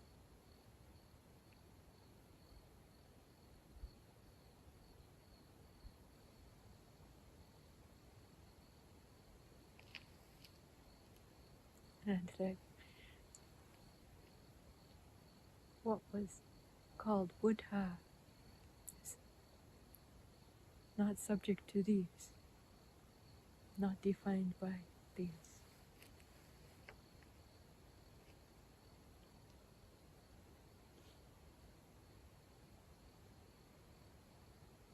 I contemplate this is not only Buddha of somebody else, a particular person.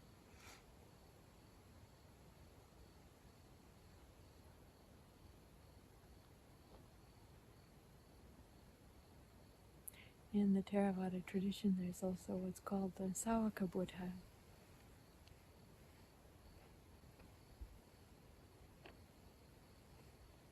That means the disciples, or those who have heard the teaching, those who have encountered the teaching, who become Buddha, but becomes the wrong word.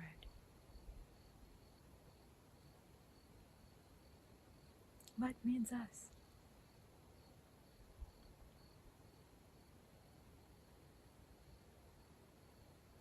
I'm happy to contemplate the falling away and dissolution of the aggregates in these moments.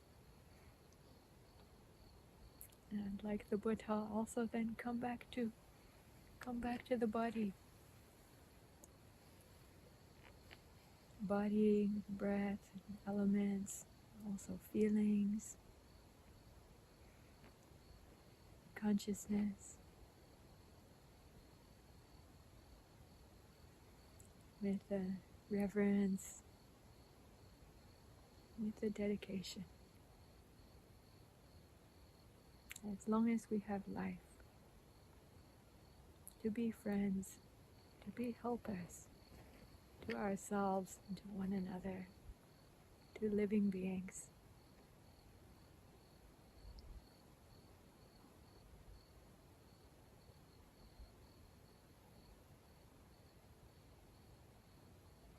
Amhakan, Tigaratan, Hitaya, Sukhaya, as we chanted, for our long-lasting benefit and for the happiness it gives us.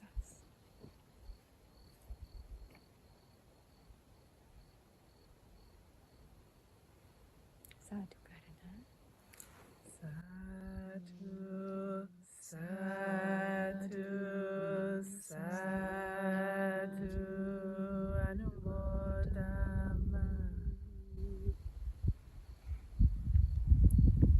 So I offer this reflection underneath the full moon here with the ancient stupa on the mountaintop saddle by our Aranya Bodhi Hermitage in dedication to the Buddha, the Samma Sambuddha, recollection of the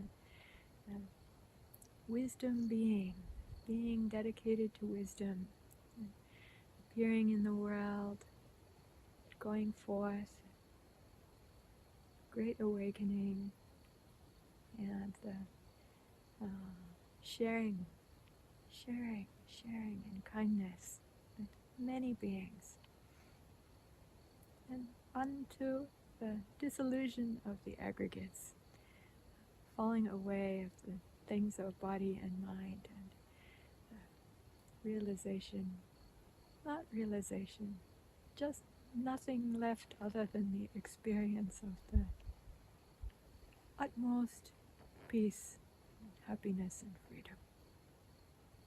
Unqualified.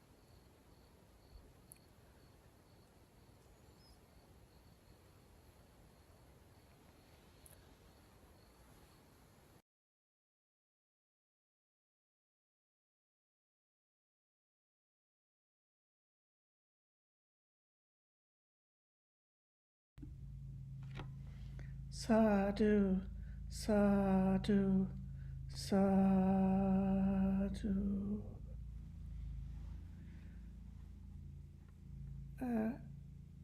I'm inviting the Aranya Bodhi Hermitage to open their camera if they would like to do so. And I'm going to put a spotlight on the Hermitage.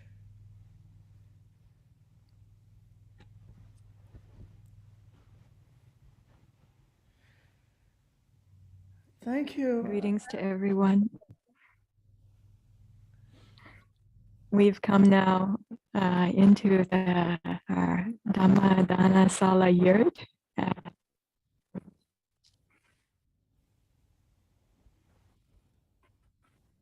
Greetings to all Ayasopana, Terry, and all at the monastery, Dhammadharini Monastery, and also to everyone who's joining us from near and far on this Vesak full moon night.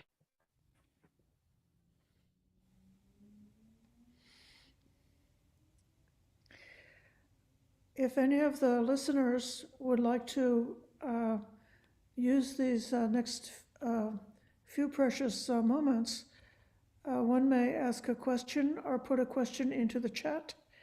Anything that arose for you out of the teachings that we received over this past hour.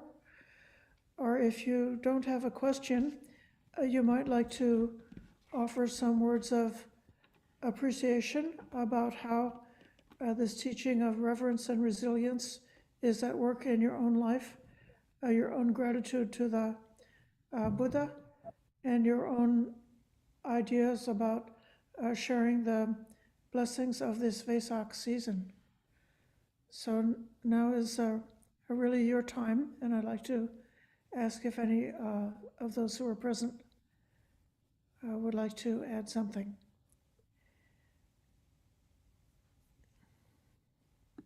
Discussion.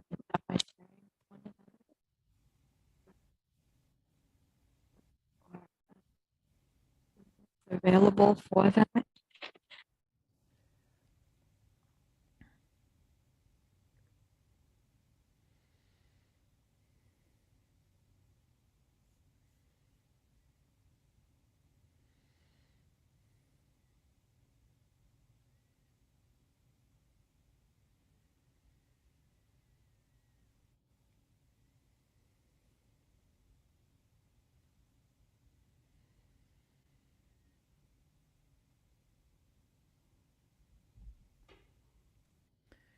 Maitri? I was just going to say that we couldn't hear anything just now. I think Ayya Tathaloka was saying something. Maybe it was muted. There was a couple of minutes of silence. At least I didn't hear something. Can you hear now? Yes. Yeah. I think it's because the mic was not turned on here. That's why. Now it's been turned on. So I want to say greetings, everyone, from our Aranya Bodhi Awakening Forest Hermitage. Now our monastic community has come here into our Dhammadhana Sala yurt in the commons area of the Hermitage underneath the full moon rising with the full moon eclipse now beginning here. And I'd like to invite everyone. We now have about 15 minutes of time that's dedicated for Dhamma discussion, for sharing. So if you have thoughts of Dhamma or questions related to the topic that we chose for our Vesak full moon night Dhamma talk of reverence and resilience, of kindness to ourselves and to all of humanity and all living beings in this path of practice, then welcome to share those thoughts, so to ask those questions now. We have this time.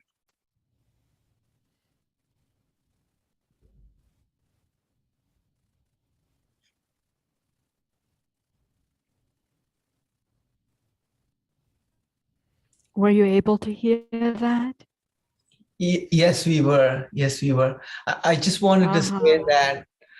I just wanted to say that your practice and the teachings is a real real inspiration and blessing for our lives. Sadhu, sadhu, sadhu. Thank you for that. Thank you for your kind words. And truly, this is one of the great beauties of the facet of the triple gem that is the Sangha, the jewel of the Sangha, the Mahasankharatana. That is the inspiration and vision and guidance and encouragement of those who have practiced, those who are practicing well, of our venerable teachers, exemplars, mentors, guides, and Dhamma friends. Really, so much inspiration inspiration and so much guidance that we find in the jewel of the Sangha. And it's such a support, such a support. Long, strong, support for all of us, for the world.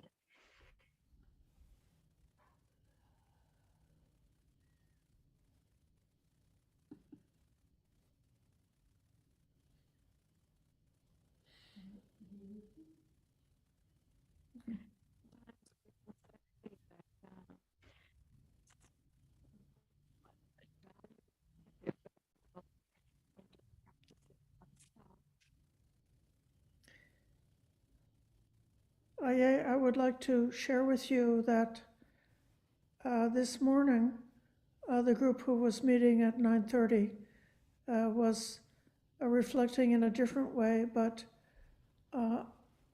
in some ways quite similar to the themes that you spoke about.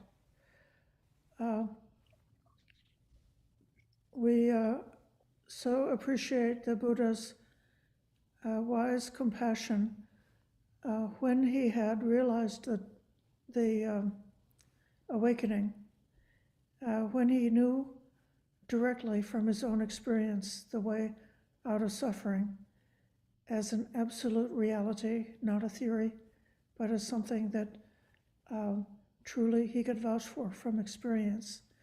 Then his compassion came into the full force of its power, having the ability to not just connect with all the suffering and distress of the world, but the ability to manifest, point out, explain, and lead and help people to the escape, the realization, and the end of the endless stream of dukkha, that we can find a way out of it. Likewise, in the little group this morning, people were realizing how those who are the most dedicated to doing good things in the world, those who are in helping professions, those who are really giving compassionate care to their relatives, their colleagues, to all kinds of people, that they do face this challenge of becoming stressed out and burned out through compassion. And yet, if we really follow the teachings of the Buddha, we will care for our own realization, care for our own mindfulness, in order that we keep the bright and clear vision of this realization, what we are aspiring to and what we are able to manifest. So I don't know if you have any further comments about how people can be well caring of their own peace of mind and their own heart during the times that they have to be in touch with this difficult and stressed out world.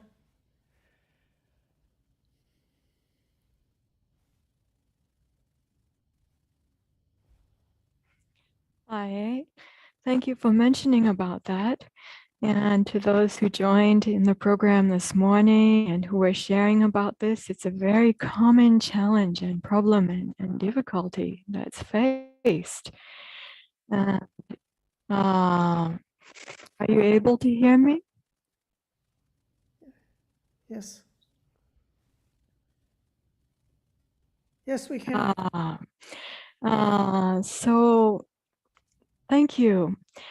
In a recent conversation with one of the Dhamma friends who came to join us here for some time, we were talking about compassion, and this friend worked as a nurse, and that's a very important helping profession, and one where those who are working as the nurses also regularly do face and have faced this compassion fatigue and burnout.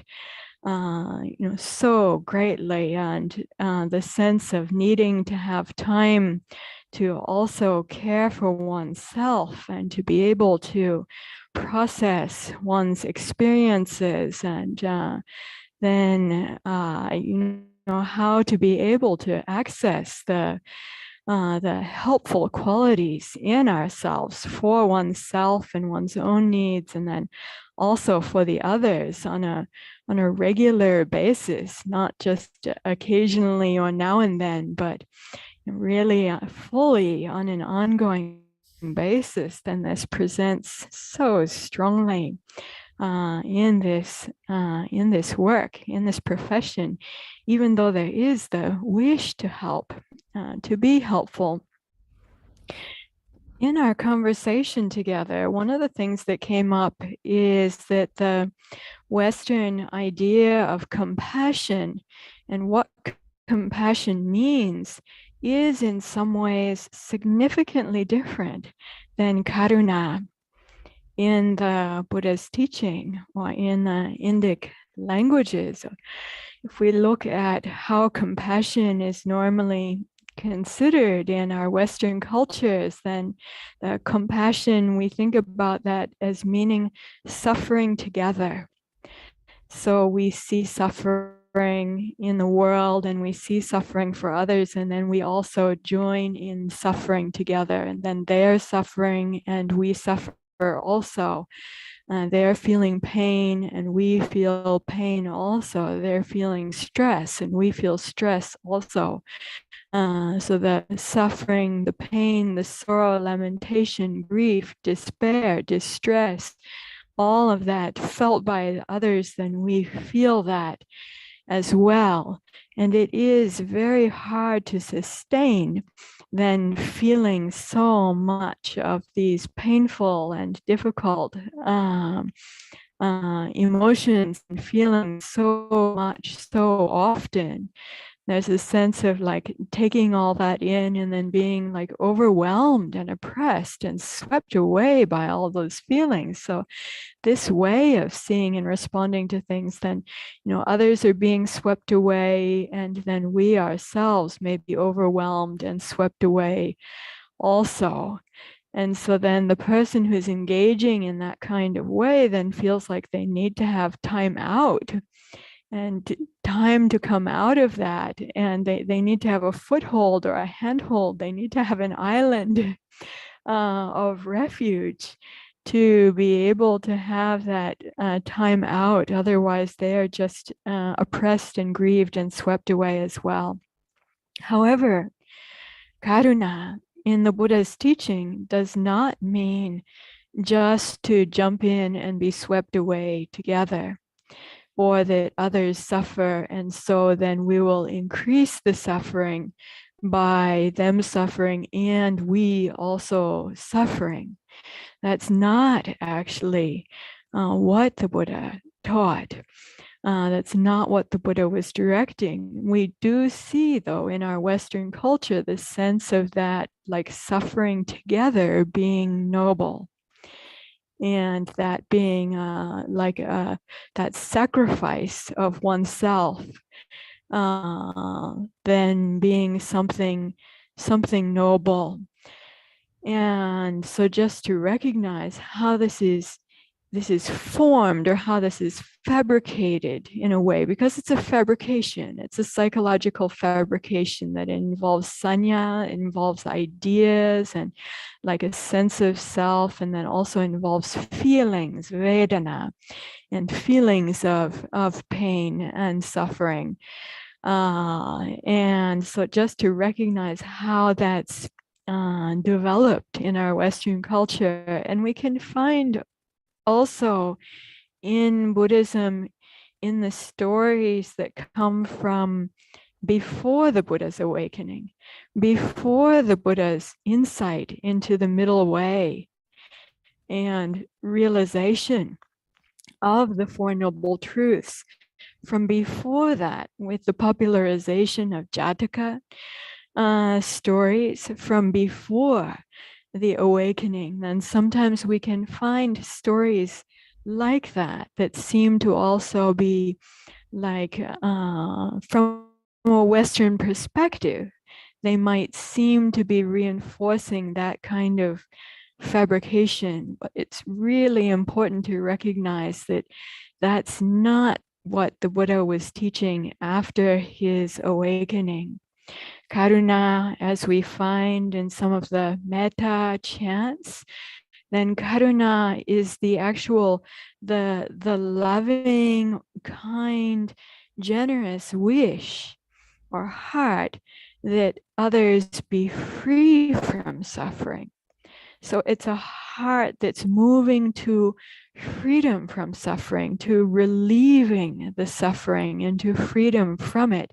And that's to be directed internally as well as externally to all other living beings. So both to ourselves and to others, whether near or far, whether those that we know or those that we don't know, without exception, really boundlessly. So this is a heart of releasing, the wish for the release and the freedom from suffering. And that heart, that wish does not lead to further suffering. It doesn't lead to an increase in suffering. This other mode of compassion actually leads to an increase in suffering, because there's the seeing suffering in the world or even in ourselves in a particular way that actually increases it. And the Buddha would have described that, did describe that as like there being a first arrow, dukkha, or like one arrow of dukkha, and then another arrow. Yes? So increased psychological dukkha and feelings of dukkha. And then even there can be the further arrows when we feel bad about that process, when we despair that process, when we grieve that process. You can even get another level and even further and further levels of fabrications of dukkha. So increasing dukkha, but to clearly, properly, truly recognize, and it takes a kind of awakening to recognize this, that the right path of practice that the Buddha awakened to and realized, exemplified, and taught was of withdrawing from that process. It doesn't mean withdrawing from humanity. It doesn't mean withdrawing from ourselves. It doesn't mean disassociation. It doesn't mean that in disassociation like a psychological term. Not that. But it does mean recognizing and coming out of that process of further increasing and complicating and expanding upon the dukkha. The opposite process is decreasing and coming out of that way of seeing things and that way of responding to things. And we know it's not only about how we see what's going on with other people in the world. We can recognize also for ourselves, like I sprained my knee the other evening, right? Ways to see that. There are ways to bemoan that and to worry about that, and like to get stressed or feel more painful and afflicted more than just what happened to the knee. Just like just narrowed. We can see even about our own health, about our own bodies, our feelings, about our minds, how we can enter into that process of increasing and elaborating on the dukkha. And that's not what the Buddha was teaching for compassion or karuna. In this case, I'm saying compassion as a translation of karuna for self and others and for the world. So just to recognize and distinguish this clearly. And once we've recognized it, we can start to see the patterns. And then, as in the Dhamma talk earlier, we can then, seeing that, we can begin to become choiceful about then how we're engaging with the things, the feelings, the sensations, the perceptions, the thoughts, the memories, the fantasies, the ideas, these fabrications of self and other. We can start to see them, and then we can start to recognize there are different ways to fabricate and see and know and relate to these things. And then we can become choiceful. We're not just being swept away by our habitual tendencies and views and just then carried along in the flood of these habits and the views of many people and ideas of many people and just what we learned or what was exemplified by others when we were kids, whether family members or friends or associates or in work or whatever it may be, not just to be like completely our minds just in all of that and swept away, carried away by it. Just that much awakening and recognition gives us that handhold or that foothold. It's like then we touch the island. We touch that place of refuge where we can begin to, in a way, these things are so, the habits are so compulsive, they're so addicting somehow, and we become like obsessive and compulsive with them. So it's like coming up on the island is like a place where you can start to dry out of those obsessive, compulsive, addictive, habit patterns and begin to, dry out and to see differently, and then see how we can engage with the things differently. So turning away from dukkha, habits and patterns of dukkha, doesn't mean turning away from the body or turning away from feelings or turning away from the mind or turning away from humanity or other living beings. It doesn't mean that. It means turning away from these habit patterns that are causing and creating the dukkha.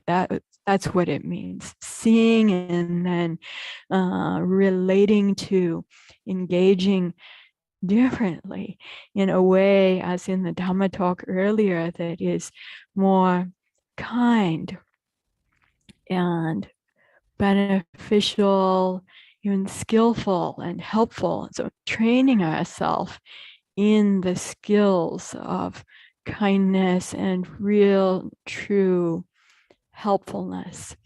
Yeah.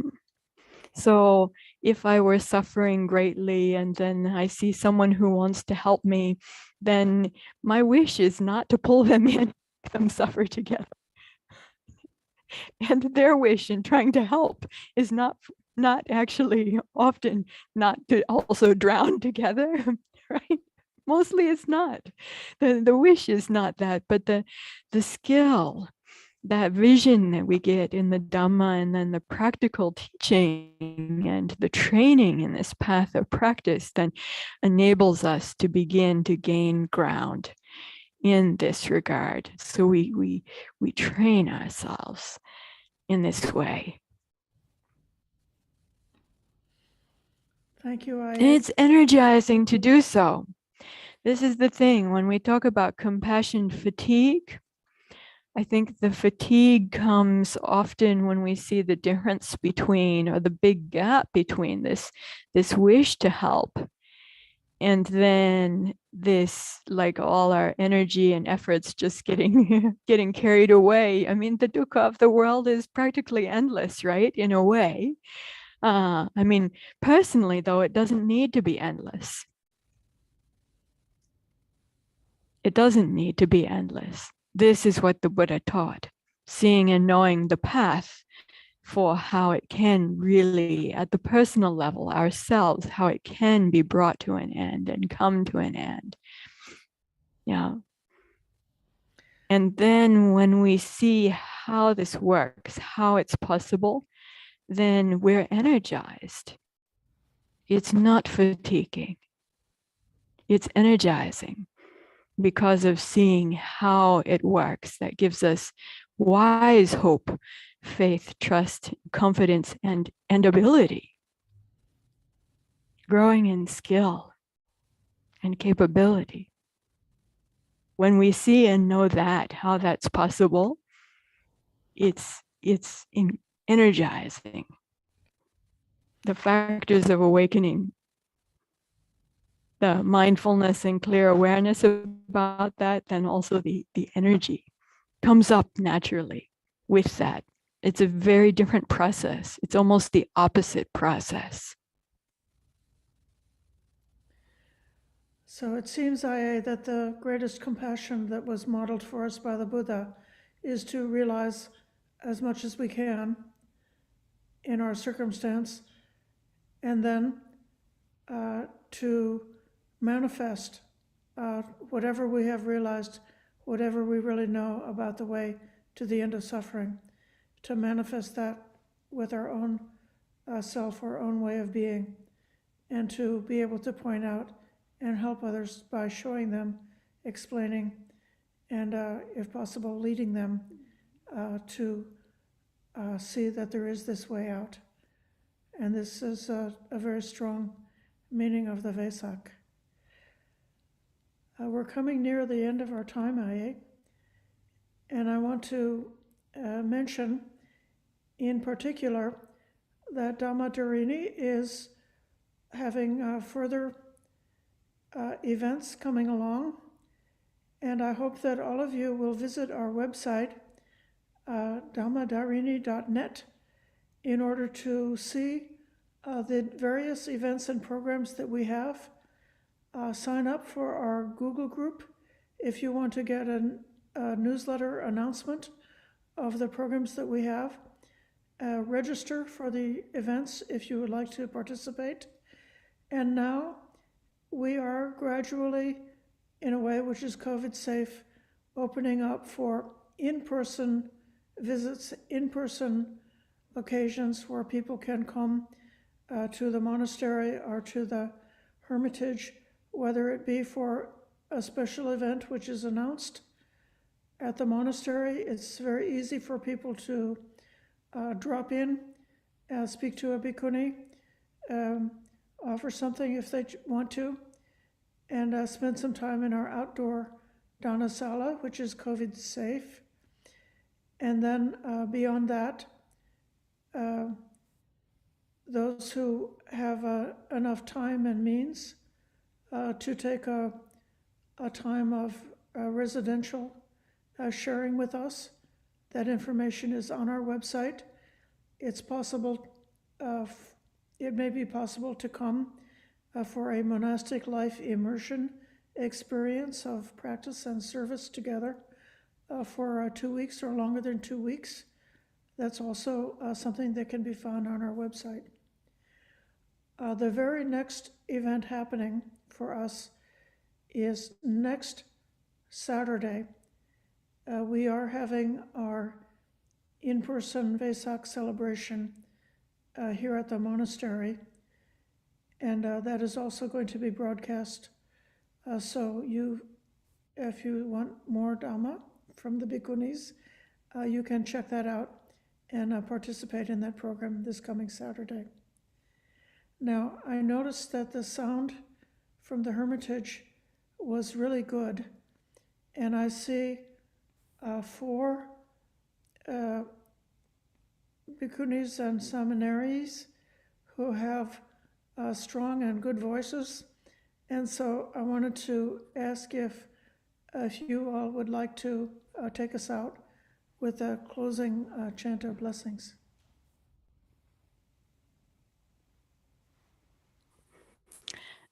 Sadhu. I so much appreciate what you just said, and I feel that really, in a way, it's like the Buddha's mission and a desideratum for all Buddhists at this time to really prepare and to train ourselves as best we can to be able to well meet the very difficult conditions of humanity and living beings in our planet that we'll be experiencing upcoming. And then also I'd like to see as many of us as possible take up the noble and right livelihood of helping others during this very difficult time with the really excellent teachings and practice and means that the Buddha left for us that can help us and can help many other people through this very difficult time.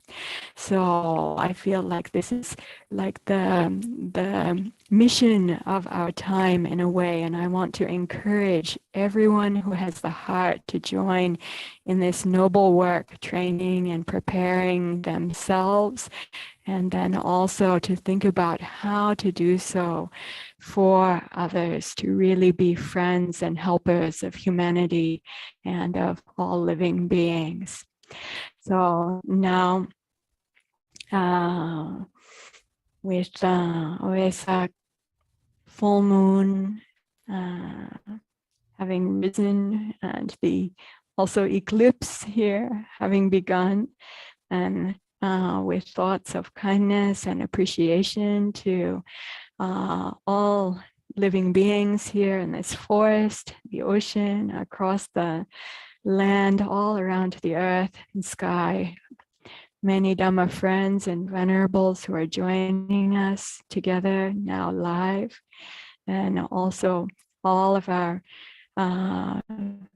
teachers, mentors, benefactors, preceptors, those who have been luminaries like the sun and moon to us, those who are our Dhamma friends, our relatives, all those even who we hold in our minds and hearts who we don't know personally, beings of various realms, our guardian angels, those who guard and protect the Dhamma, and even those who might be our karmic debtors, anyone who we have any difficult, unresolved issues with in any realm of existence, alive or those who've already passed away.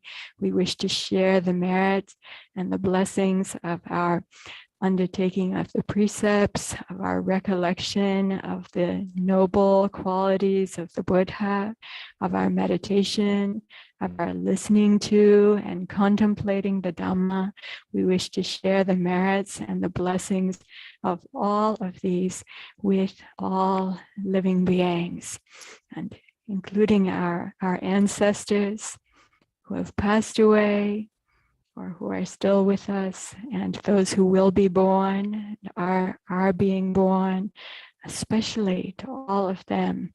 We wish to share the merits and blessings and goodness of the qualities of the Buddha, of the excellent, noble, and liberating qualities of the Dhamma, of the salient, noble virtues of the sagely Ayya Sangha, of the Arahant Sangha, and of the path itself with all of them. Now I'd like to ask our tech to change the mic, and we'll invite the Venerable Sangha members who are here in sharing verses of blessing and aspiration in dedication.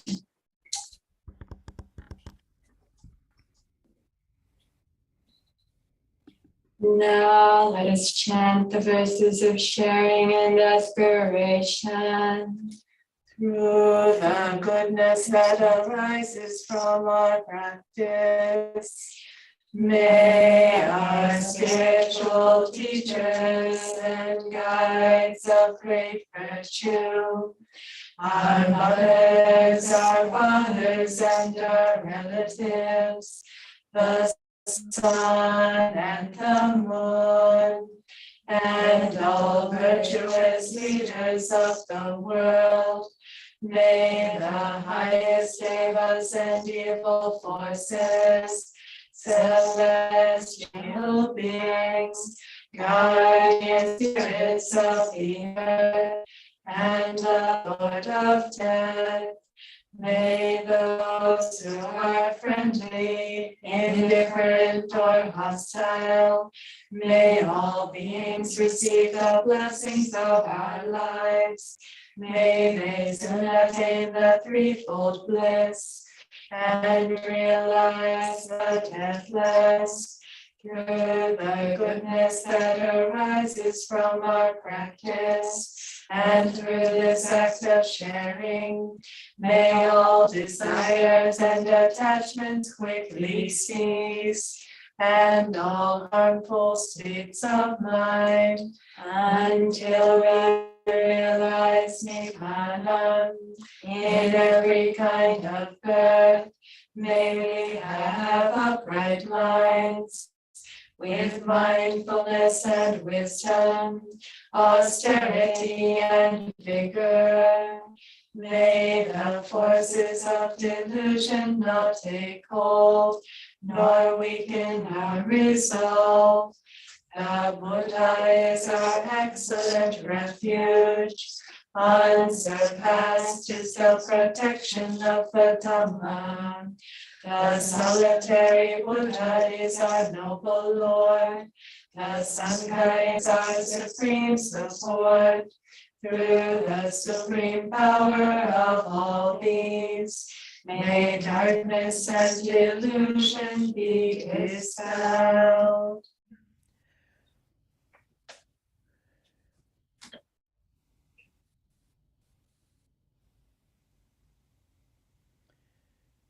Turning to the Buddha image that you have in your space, or the Buddha that you can see on the screen.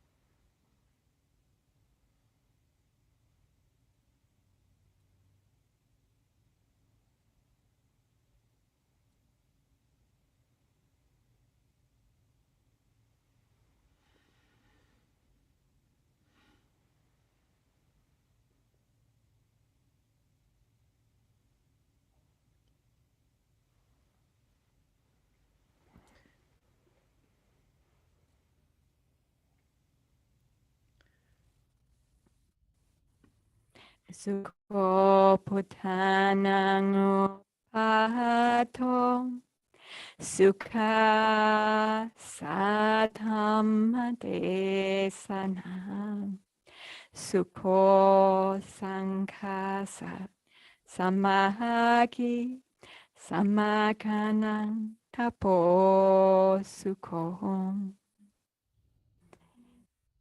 Happy is the arising of the Buddha. Happy is the teaching of the true Dhamma. Happy is the Sangha in harmony. The harmonious ones striving is happy. Sad, sad, sadhu. Sadhu. Thank you, everybody, for your participation and your patient listening.